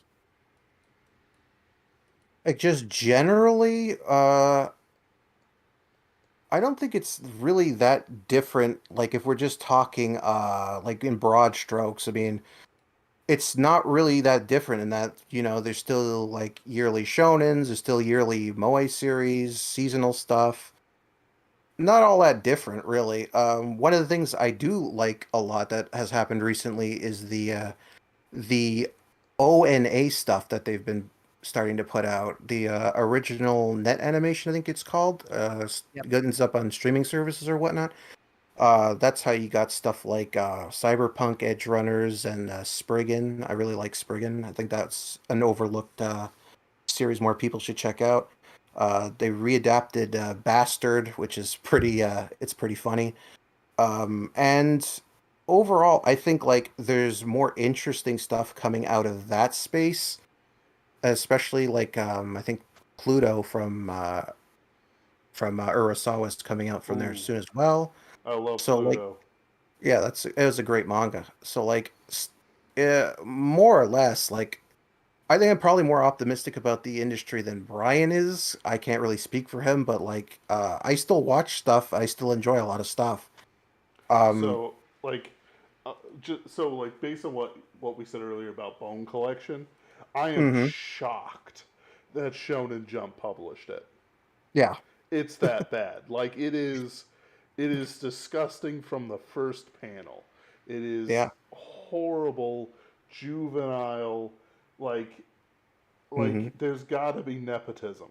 Like it Yeah. has to be explained by nepotism That's that how bad it is. this is how bad it is. And then like next is do retry, and it's Mhm. like wait what? Like I Mhm. don't know what sort of hell journey and waterfalls that this guy has been, Mhm. you know, meditating under, but holy cow! Yeah. It's Maybe Anyway, a they real saw the grind. potential in the creator. Mm. if Yeah, somebody 'cause if somebody had yeah. given me a short story for anything that I was editing, that was Mhm. of the quality of the first chapter of Bone Collection, I would never work with them again unless somebody said, "Yeah, dude, they're completely different." Mhm. Like if I had known this guy had made this, I'd be very like instead of just going, "Oh, it's a new series," I go, "By that guy," and Anthony likes it. I'll have to look. Yeah, I'm they. just looking. Even the artwork is notably worse as I'm Yeah, looking through it. yeah, Uh, it is kind of fascinating to look at because then you look at a guy like Fujimoto's early work, and honestly, his early work is pretty good. Like his early stuff is still still interesting and still Mhm. has that edge that Chainsaw Man is known for. Yeah. Uh, There's one so thing it's just kind about of funny. there's one thing about the series, the Bakuman. That's the manga making series Hmm. by the Yeah, Death Note yes, guys. I've read that in One full, thing, so one I thing that enjoyed it. Yeah, one of the things that got me about it is the way they talk about and a lot of them how they talk about creation, and a lot of it is when they talk through like the different authors in the series like are usually talking to their editors, and they're talking about like what creation is about, like what why they're creating what they're creating, and they go through the gamut. Obviously, there's the guy who just wants fan service stuff. There's a guy who thinks he's deep, but he's just pretentious. There's all kinds of different things going on. One of the things I always liked how it ends up falling into the plot is how each of them, the series they actually make during the course of Bakuman, is usually informed by what they themselves are going through at that moment, but at the same time, how they want to reach out to the audience. And they end up at one point getting stuck making a gag manga, and the reason they did that is Yeah, because they just wanted an easy adaptation. We can do this. It's simple. It's straightforward. So it ends up being popular, but just popular enough that it just runs. So like it's so low effort for them that it's so uninspired for them to write, and they have enough time to even make a whole other series, which is the one that finally blows up. So I like to think about that a lot when I look at like new series like this, like do retry. I wonder if the reason why something like that happened is because like the editor like saw this like Bone Collector series or whatever and saw when it failed. It's like, so that was pretty bad. Did you learn anything? And yeah, probably. what do you want to do? Why do you want to make manga? What are the stories you want to tell? What do you want to do with this? And maybe that's what happened. Maybe that he took that to heart, and that's why he's doing something like this now. And I have to imagine maybe that's one of the factors that lets things like Shonen Jump stand out is that they do that, and I do not think American comics do that. They would never take somebody's side and say, "Well, that series flopped and was bad, so maybe you want to do something else. Why are you even doing this in the first place?" I don't think that ever happens in American comics. Yep. Nope, never does. And I That's should. because American comics they don't do new things. They just write for old series, and not, new stuff basically doesn't happen. No, And I quite can't even. frankly, if somebody did go to me and said, "Hey, look, you really hated this thing. You sending me death threats. Look, I didn't want. I thought this is just what you wanted me to make." And I'm like, "Dude, I'm just some random editor. But if you want, you know, write me this." Like I've worked with people like new authors and stuff, where it's been Hmm. like, "Hey, sure, yeah, do that, but don't Hmm. disappoint me again." Yeah, that's one of the things. When I was writing the Pulp Mindset book a while back, I wanted to focus on was when you want to be a writer. Like a lot of people want to be a writer. There's nothing wrong with that. But like, why do you want to be a writer? What exactly is the why are you trying to get across in the stories you are trying to write? Like, what are you trying to do with what you're trying to do? And I think a lot of people don't really ask that, at least in the beginning, and that's why there are so many like people who get stuck in things like those writers' workshops Hmm. where they endlessly go to them and you get told the same bad advice over and over again. And they're always writing on Twitter on hashtag writing community. I wrote 3 words today, erased 4, you know? stuff like that. They're just writing because they haven't really thought about why they're doing it. I think it solves a lot of problems if you know why you're doing what you're doing. Yep. Yep. Yeah, it's interesting, and the reason I brought this up is actually Ben and I think we were looking at like what Brian was saying, like that anime has kind of outgrown him, and like has outgrown like Brian, what Brian was saying and what you were saying, Mm-hmm. that how the industry is in such a different place. And Mm-hmm. I'm not so sure I really agree with that. And my take on it is this. I Mm-hmm. do think, it's now like kind of been accepted in our circles, and I agree with it, by the way, that Mm-hmm. around the mid 90s ish, there was some sort of massive pulp cultural crash, Mm-hmm. right? Like, and what caused it or whatever, like that's still being discussed. It was probably a multitude of factors that were coming together that Mm-hmm. all caught up to each other in that time period. But Mm-hmm. it was, the pop culture ground zero. And I Mm-hmm. do think it affected Japan.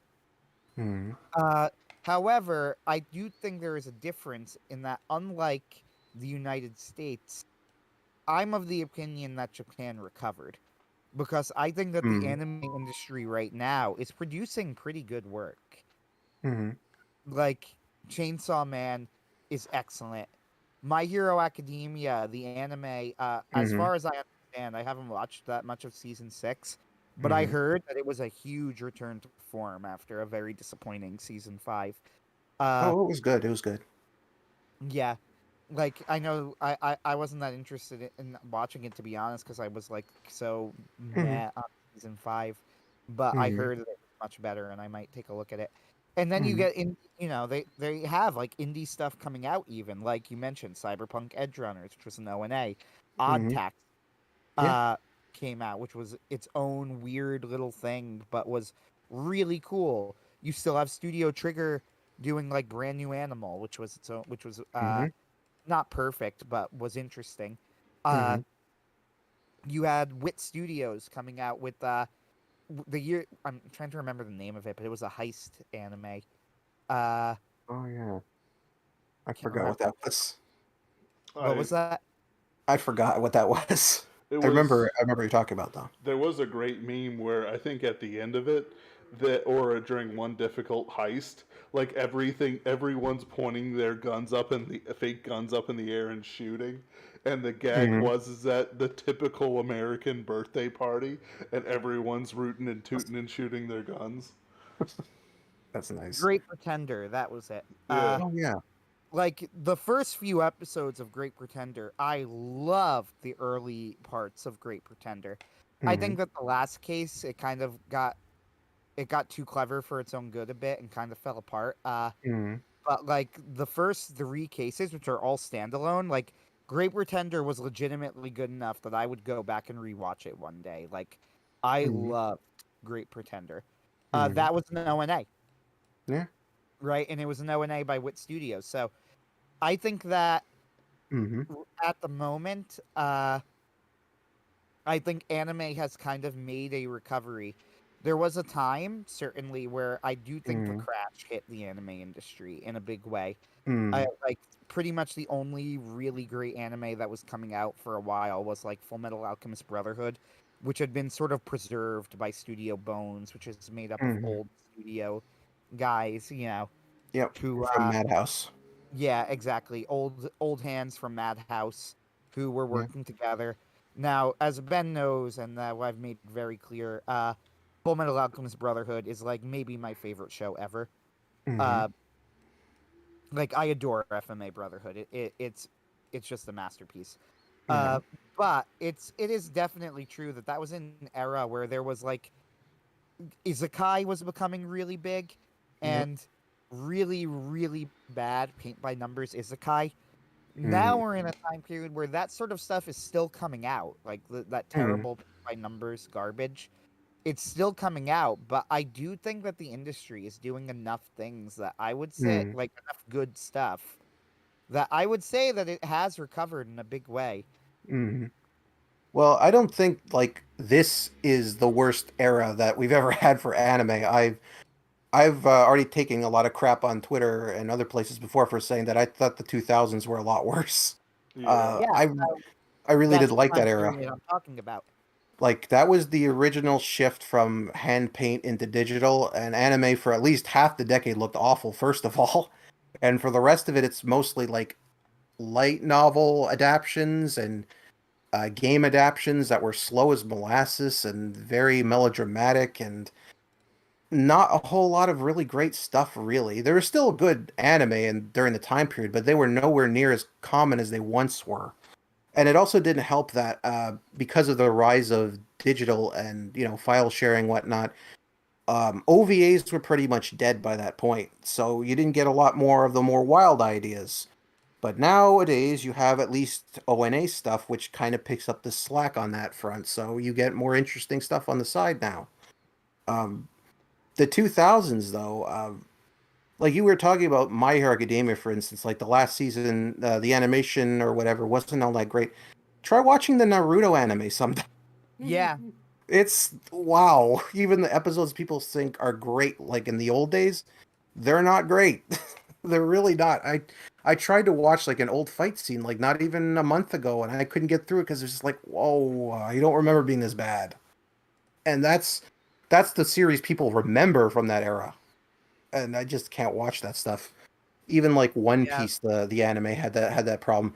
My So like friend, the One Piece anime and the Naruto anime are both terrible. yeah, I my can't friend speak had, to the Naruto manga.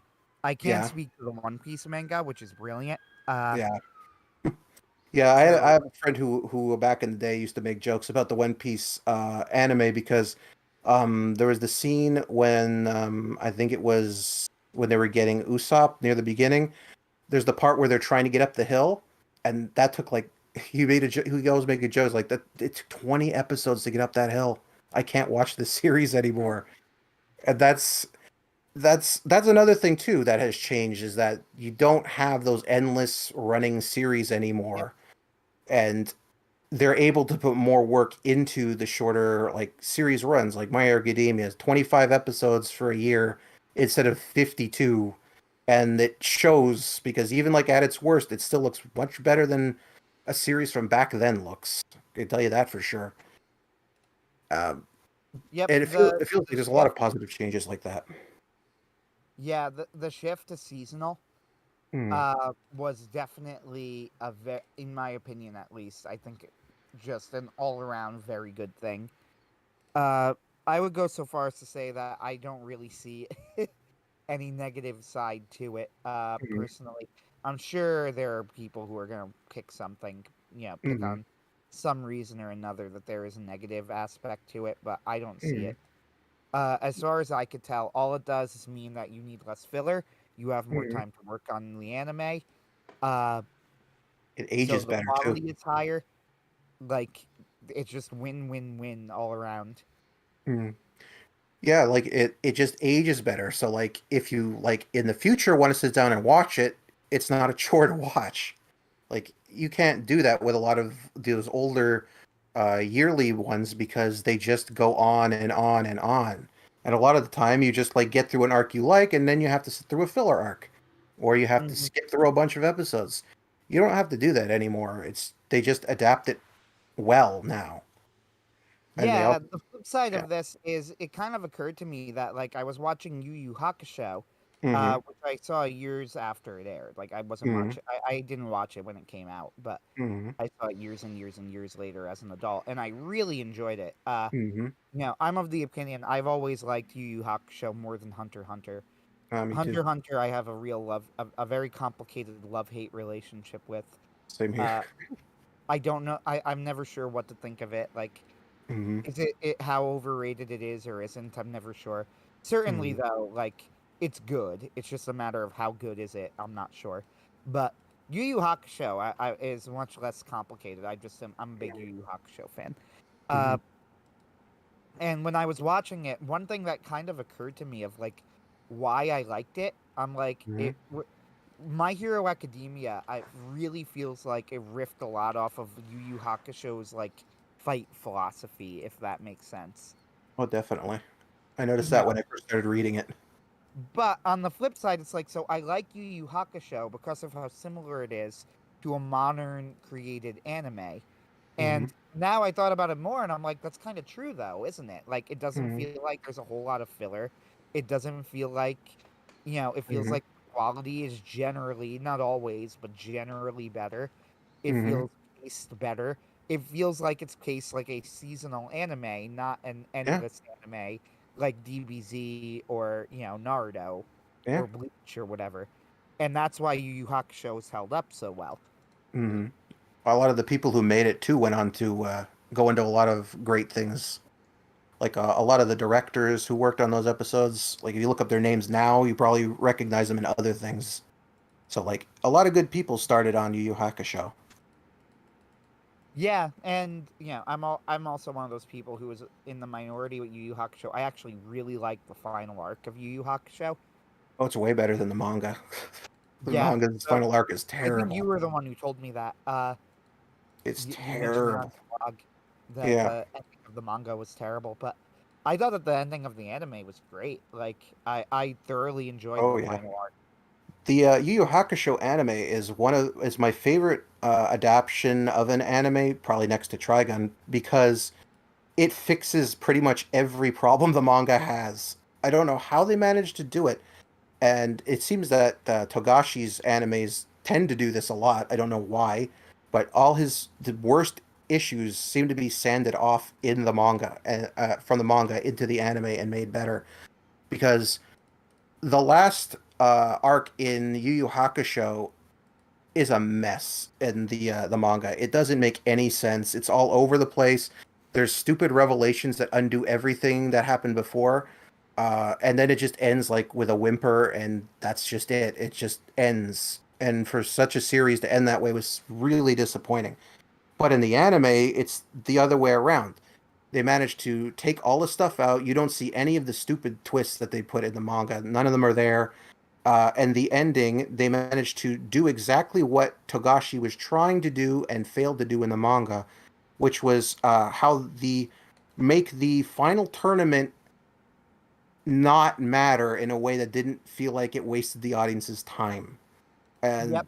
hard to describe what I mean by that, but in the manga, it cuts away from the final tournament really awkwardly for like I don't even remember like 20 chapters and does a whole bunch of side stuff and it's never addressed. You have no idea what's going on, and nothing matters. They're making crazy Yep. revelations that go nowhere. But in the anime, it literally cuts away, but it goes like straight to the ending, like an epilogue, and then you see what became of everybody. It's like, oh, that's why it doesn't matter. Yeah, I would It's such a argue turnaround. that right, and I would argue that the reason it works is because in the anime, at least, and I can't even tell you what the manga did, but the reason I think the ending of the anime works is Mhm. because they used my microphone tipped over. There we go. They use that arc to do exactly what you are supposed to do in a good fight scene, which is Mhm. it should be the vehicle for character growth.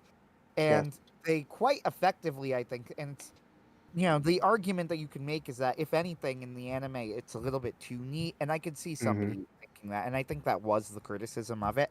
But I Mhm. think pretty effectively, they nod off everybody's arcs with a final fight that like just kind of cleans everything off. Like I remember thinking that the way that they wrapped up Hiei's arc was really, really good.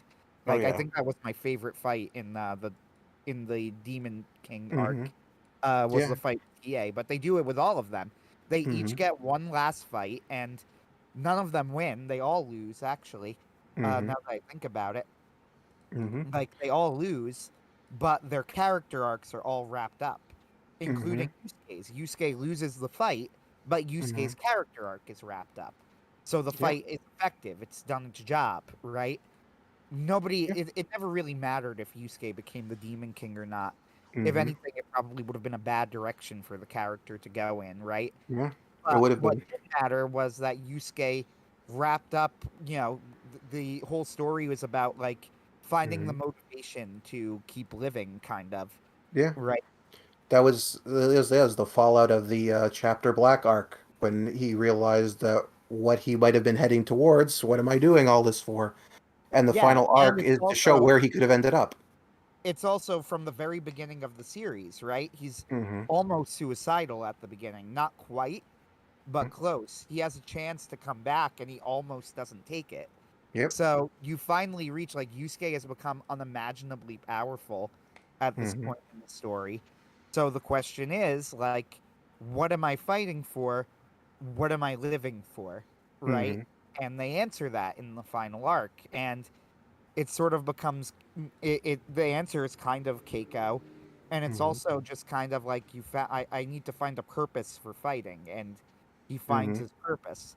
Uh Yeah. there's always a scene in the final arc that always blew my mind that it was included, and in a good way. Like, and then I'm very impressed they included this way. He's having a conversation with the Demon King, the one who dies, right? His ancestor. Mm-hmm. Uh, he's having a conversation with him, and he's explaining, like, how Yusuke can be related to him. So he's going through the backstory, Mm-hmm. and he talks about how, like, she spared his life, and then they met each other, and he goes, "What'd you do next?" And he looks at Yusuke and he goes, "Well, what else? We made love." And Yusuke has a look on his face like, well, that's awkward. But it always just kind of blew my mind that was in there, and I'm just thinking to myself, like, My Hero Academia would never, you Yeah. know. Yeah. It, One of the things I really liked about the final arc of Yu Yu Hakusho is the person who actually figured everything out the fastest is actually Kuwabara, who isn't even really in the final arc, and he and that's kind of because the arc was wrapped up already. yeah he's always been the one through the entire series is looked at as the one who is like the butt monkey joke, the guy who's the last, the fourth one, but he's the one who made out the best the first. He figured everything out before anybody else did. I always thought that was a neat touch, especially considering his relationship with Yusuke, and that was one of their last interactions before he left. Was basically told him that. So what are you doing this for? Are you stupid? And he had to figure it out Mhm. on his own, and that was the last arc. So I like how they did it in the anime because they realized this is what needs to get across, and in the manga they just didn't seem to know that's what he wanted to do, or he was just trying to mess around with editorial. I don't know. Either one. You're also right, though, about Trigun, by the way. I've always said, and I Hmm. stand by, that Trigun is one of the most impressive anime adaptations ever made. Hmm. And the reason isn't that it's different from being my favorite anime adaptation or the best anime adaptation, Hmm. right? Like, my favorite anime adaptation is, I've already said, it's Full Metal Alchemist Brotherhood, which Hmm. is my favorite. But Trigun is so impressive because it vastly shortened the manga, which, by the way, this is not like a Yu Yu Hakusho situation. The Hmm. very well received and well made manga, right? Hmm. Like, a Yeah. manga that is in itself absolutely worth reading in full. Yes. Uh, like, no question about it. So Hmm. it vastly shortens it. It changes the ending, comes up with a completely different ending. It significantly changes the backstory of multiple characters and the story of the world and Hmm. everything. Like, so much of it is changed. Yeah. But what is so impressive about it is that it does all of this, but it maintains that philosophical core of the series. Like, Yeah. you watch it, and deep at its heart, you're still watching Trigun. Hmm. It feels like Trigun. Like, Yeah. Tagashi would have been, like, Tagashi was on board with everything going on. Oh yeah. Philosophically, the manga and the show share a Hmm. philosophy. Oh yeah. There's definitely something about Trigun. It was back when I first watched it. I liked it because it's a good series. I liked it, but it's one for some reason I didn't know why at the time, but I kept coming back to rewatch over and Yeah. over again, and I couldn't figure out why am I rewatching this. I know how it goes. I like it, but I liked it more and more every time I rewatched it. And it's only after I learned more about most of the stuff behind the scenes, it makes a whole lot of sense. I mean, it also helps that the team behind the Trigun anime is all of them are fantastic too. Naito, he's done a lot of great manga too. he did Blockade Battlefront, which is a good read as well, which also has this sort of themes as well. So he knows what he's doing on that front. He's also the director, who's Yusuke Kuroda, the director of this, who's directing of all things right now the not Yu Yu Hakusho, My Hero Academia anime. So he knows what he's doing on that front. Um, and the lead director is the guy who did the Hajime no Ippo anime, as well as the Ushio and Tora anime as well. So, like, you have a bunch of people who know how to make a really good action series, and yet some of the best parts of the action series is not the action, which Mhm. is it says a lot because in an action series, obviously you want the impressive action, and it's in Trigun, but Yeah, it everything does lend around it. one of the all-time legendary Oh yeah, final gunfights. there's a lot of really good fights in Trigun, but like even the non-fight scenes are incredibly well done. Um, like the whole episode where, well, after what, where I guess I could say it, well, where Wolfwood dies, the episode right after that one. There's a scene where Vash, right at the beginning, sits on a bench and he just starts eating donuts, and the whole crowd is just like running around him, and everything is normal, nothing has changed, and then he just starts crying. That is one of the best scenes in any anime I've ever seen, and it's so simple and straightforward. I And loved the episode after he has to kill Legato. I thought mhm. that whole episode was brilliant. Oh yeah, the entire stretch from like I don't know, like episode 17 to the end. I think the entire thing is Yeah. just like great. I There's don't know so how. many good moments in it. I love when he meets Knives when and at this point in the story, you realize like that Vash has kind of gotten his mojo back, but he's going to meet Knives, and you don't know Mhm. what this means yet. You don't know like what is he. You don't know what he's planning on doing to Knives, right? Yep, you Like don't have what any is the idea. plan? And Knives has this line where you see Vash and you see the sunglasses are blocking his eyes; they're reflecting the sun, Hmm. and Knives says something like, how are you, dear brother? How are have the humans treated you well?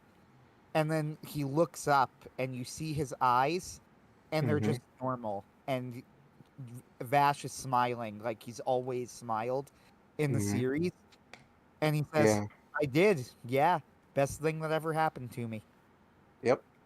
Such a That's great moment in the show.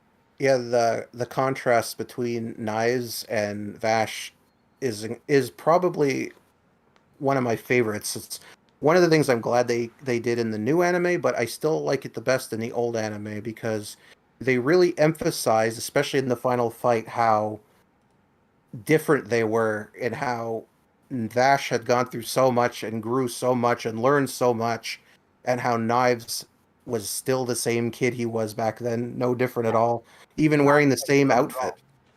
the same outfit, saying the same things.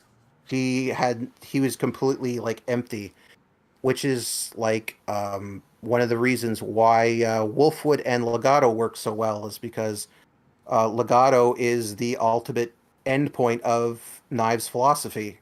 That's exactly who he is at the end of it. And on the other aspect is Wolfwood, who is the other half of Vash's personality. And they come together at the end for one final clash, and you find out who had it right, who was truly in the right in the whole thing. And they managed to, for that final fight scene, really, really spell it out for you in any way they could. Well, yeah, the it has one of the all-time great anime visuals. Again, something that I would be shocked if Trigun Stampede does this. Maybe they will because it's Japan. Hmm. But like the so maybe they will have the I don't know, honestly, like as crass as it is, like the balls to do it, right? But Hmm. Vash slamming his hand into the desert and the cross rises out of the ground is just an absolutely iconic shot. Uh Yeah. I don't know if Trigun Stampede is going to get that explicit with its Christianity. To say that it's not explicitly Christian yet, while true, I don't know Hmm. how much that means because the original Trigun didn't get explicitly Christian until very late into the game. Hmm. Uh, right? And I mean, Mm. it got very explicitly Catholic. Like Wolfwood, and Wolfwood's Yeah. death scene is Yeah. famous for it. He literally dies on his knees in a church begging for forgiveness. Hmm. Uh, like it doesn't get more on the nose than that, but Trigun Stampede hasn't had any of that, but it took a while for the original series to get there, so maybe it'll Hmm. go there. I don't know. Yeah. I agree Yeah. with you though. I don't mind. Like Stampede was better than I thought it would be. Mm. Uh, I genuinely enjoyed what I saw. Hmm. With that said, I don't think it's as good as the original. So if the Hmm. original had a flaw, it was that it started off slow, and I still think it did. Hmm. However, it didn't start off slow purposelessly. Like Hmm. there was a reason it starts off slow. Oh Do I yeah, think they there went is. far, that it could have done more breadcrumb setting? Maybe. I think it was But even controversial with among the staff though, because if I remember correctly, both the director and the head writer fought really hard over that. The very first 5 episodes where Vash doesn't fire a gun, that was controversial. I'm pretty sure even in production. So like, yeah, I can see why a lot of people are mixed on that. It's an understandable opinion to have. like I never liked the early episodes of Trigun and still don't. They have Hmm. even on a rewatch, I can sort of appreciate them, and I know people like I Hmm. hesitate to call them bad because I know people who love the first 5 episodes of Trigun Hmm. and aren't that into the rest of the series. Like my brother thinks that they're great, that they're Hmm. hilarious, and he thinks the Yeah. rest of the series is fine, but Hmm. he misses like the goofiness of the early episodes. Hmm. So maybe it just didn't resonate with my sense of humor. Yeah. Yeah. Uh, but I would say that looking at Stampede, they take out almost all of the goofiness, almost Yeah. all of the humor, and they immediately get into the serious stuff. And it's a Hmm. mixed bag for me because as much as like I didn't Hmm. like that aspect of it, there was a very clear purpose for it. The Hmm. original Trigun was a slow burn with its reveals, with its mysteries, Hmm. that you kind of you need to invest in the series in order for it to really have that impact on you. And Trigun Stampede loses that aspect of it entirely. Yeah. Yeah, it Knives does. is introduced like 5 episodes in or something. Yeah, Uh that was jarring. I didn't expect that. and it's also unbelievably gruesome. Ooh, yeah. Yeah. Oh yeah, that I think one of the appeals of Trigun and one of the things the anime did very well, which unironically and probably inadvertently matches the manga because of how the manga was published, didn't really have a choice, is how it shifted from more episodic, lighthearted fare into showing you that there's more to this than you initially thought. And that shift really adds a lot to what makes Trigun work. Exactly. And in Stampede, first episode, I guess, kind of is like that, but not very long, and it doesn't stay that way for very long. And like Yeah. as soon as the second episode starts, like I think somebody gets bombed on screen, so it's not quite the same as let's say in the original series where you know, a random guy ends up genociding an entire town out of nowhere in his attempt to kill Vash. It's not quite the same thing. Like one of the things I like about the original series, and I think I've said it before, is that, and it's one of the reasons why the final conflict works so well, is because up until he meets Legato, every single conflict in the series is solved by Vash being able to find some semblance of good in the people he's dealing with, no matter who they are or how depraved they might be, and finding something in them to bring out. Like the most infamous example is probably BDN on the steamship, where that guy was dangerous. He killed somebody in cold blood, and somehow Vash manages to appeal to his sense of honor to end up saving a whole bunch of people. And just doing that manages to somehow steer the guy away from, the monster he was. And you don't really get to see that happen in Stampede because it just goes Yeah, straight into the knives stuff right away. I will say this about Stampede in its favor. It's not a skin suit series. No, it's not. Philosophically, I do think it is intact. Like, it is Hmm. recognizable as Trigun on a philosophical level in a lot of Hmm. ways. Uh, Yeah. and it does do some things well, you know. First off, the animation actually ended up being beautiful after all of the complaints over the shift to Hmm. CG. It ended up looking really nice. That's very good. But yeah, so keep this in mind that these are nitpicks. Like I Hmm. would recommend that people check out Stampede after they watch the original. Hmm. Uh, but there are things about it that I definitely like. I wouldn't make that decision myself personally. I Hmm. guess is how I put it.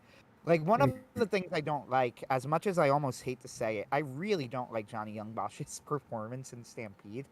Uh, Yeah. Johnny Young Bosch is Vash to me. Like he's the voice of Yeah. Vash in my head. I watched the English translation, and I think he does a brilliant job. But in Hmm. Stampede, he always sounds like he's on the verge of tears, like in Mm. every scene. Yeah, that sounds like a voice director decision because Yep. he did the movie not that long ago. It was at this point it's probably like a decade ago, but not that long ago comparatively to the original series, and he sounded great in there. So He did. I don't So in really the know what original, happened he here. just sounds like he's always about to cry in this one. Yeah, like, and that's a shame too because the very first line he delivered in the very first episode was when Vash was pretending to be Goofy, and it was really good. But he just never Yep. got to do that again. It's a Yes, shame, you're but exactly right. it's a shame. But like, overall, like I said, Stampede is good. I don't know how it's going to end up in the end because obviously it's not over yet. But I like that they try to do something different instead of either making it just be a manga adaptation or just trying to outdo the original anime. It's one of the reasons I wasn't annoyed when it was 3D animation, even though I don't usually like 3D anime, is because it looks almost like a completely different thing. And that Well, helps it was separate Studio it. Orange 3D Yeah. animation, and Studio Orange is fantastic. Yeah, they did a great job on the animation front. I'm not the biggest fan of Vash's newer design, I guess, but by the end of the last episode, he looked a lot better in my eyes. So that's just a personal aesthetic thing. All right, guys. I'm Hmm. pretty tired. Oh, Uh, sorry. and I'm cutting this off. I'm cutting you off. You have to leave the bar. But it is the last call. So if you please, I know I will be supporting you with the $35 dollar complete trilogy series because Oh, I thanks. like my physical copies. In fact, I Hmm. have to remember to buy Misha Burnett's one because I had a little bit of money thing. Hmm. But certainly, I recommend that to everyone. It is more important than for anyone else. Than any other time that we Hmm. do have physical copies, because I don't put it past Amazon to change things for authors without telling them. I'm Yeah. sure there's already multiple contractual obligations that allow them to do it. But on a happier note, JD Cowan, tell us what we can expect from your series, and we'll let you go. Well, you could expect three different books of very different events happening.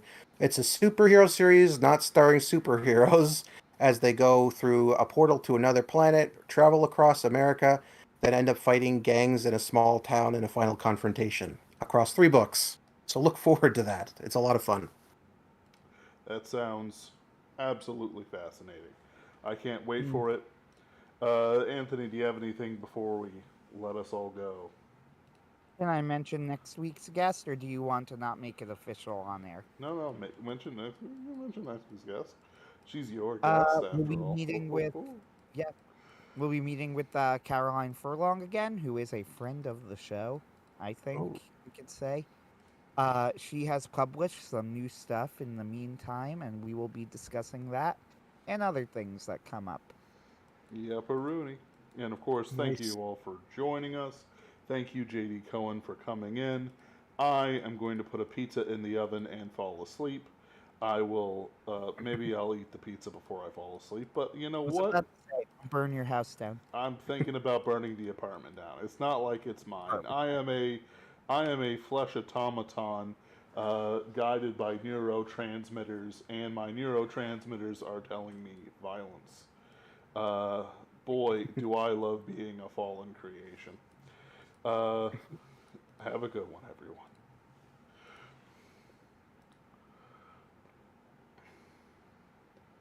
It's like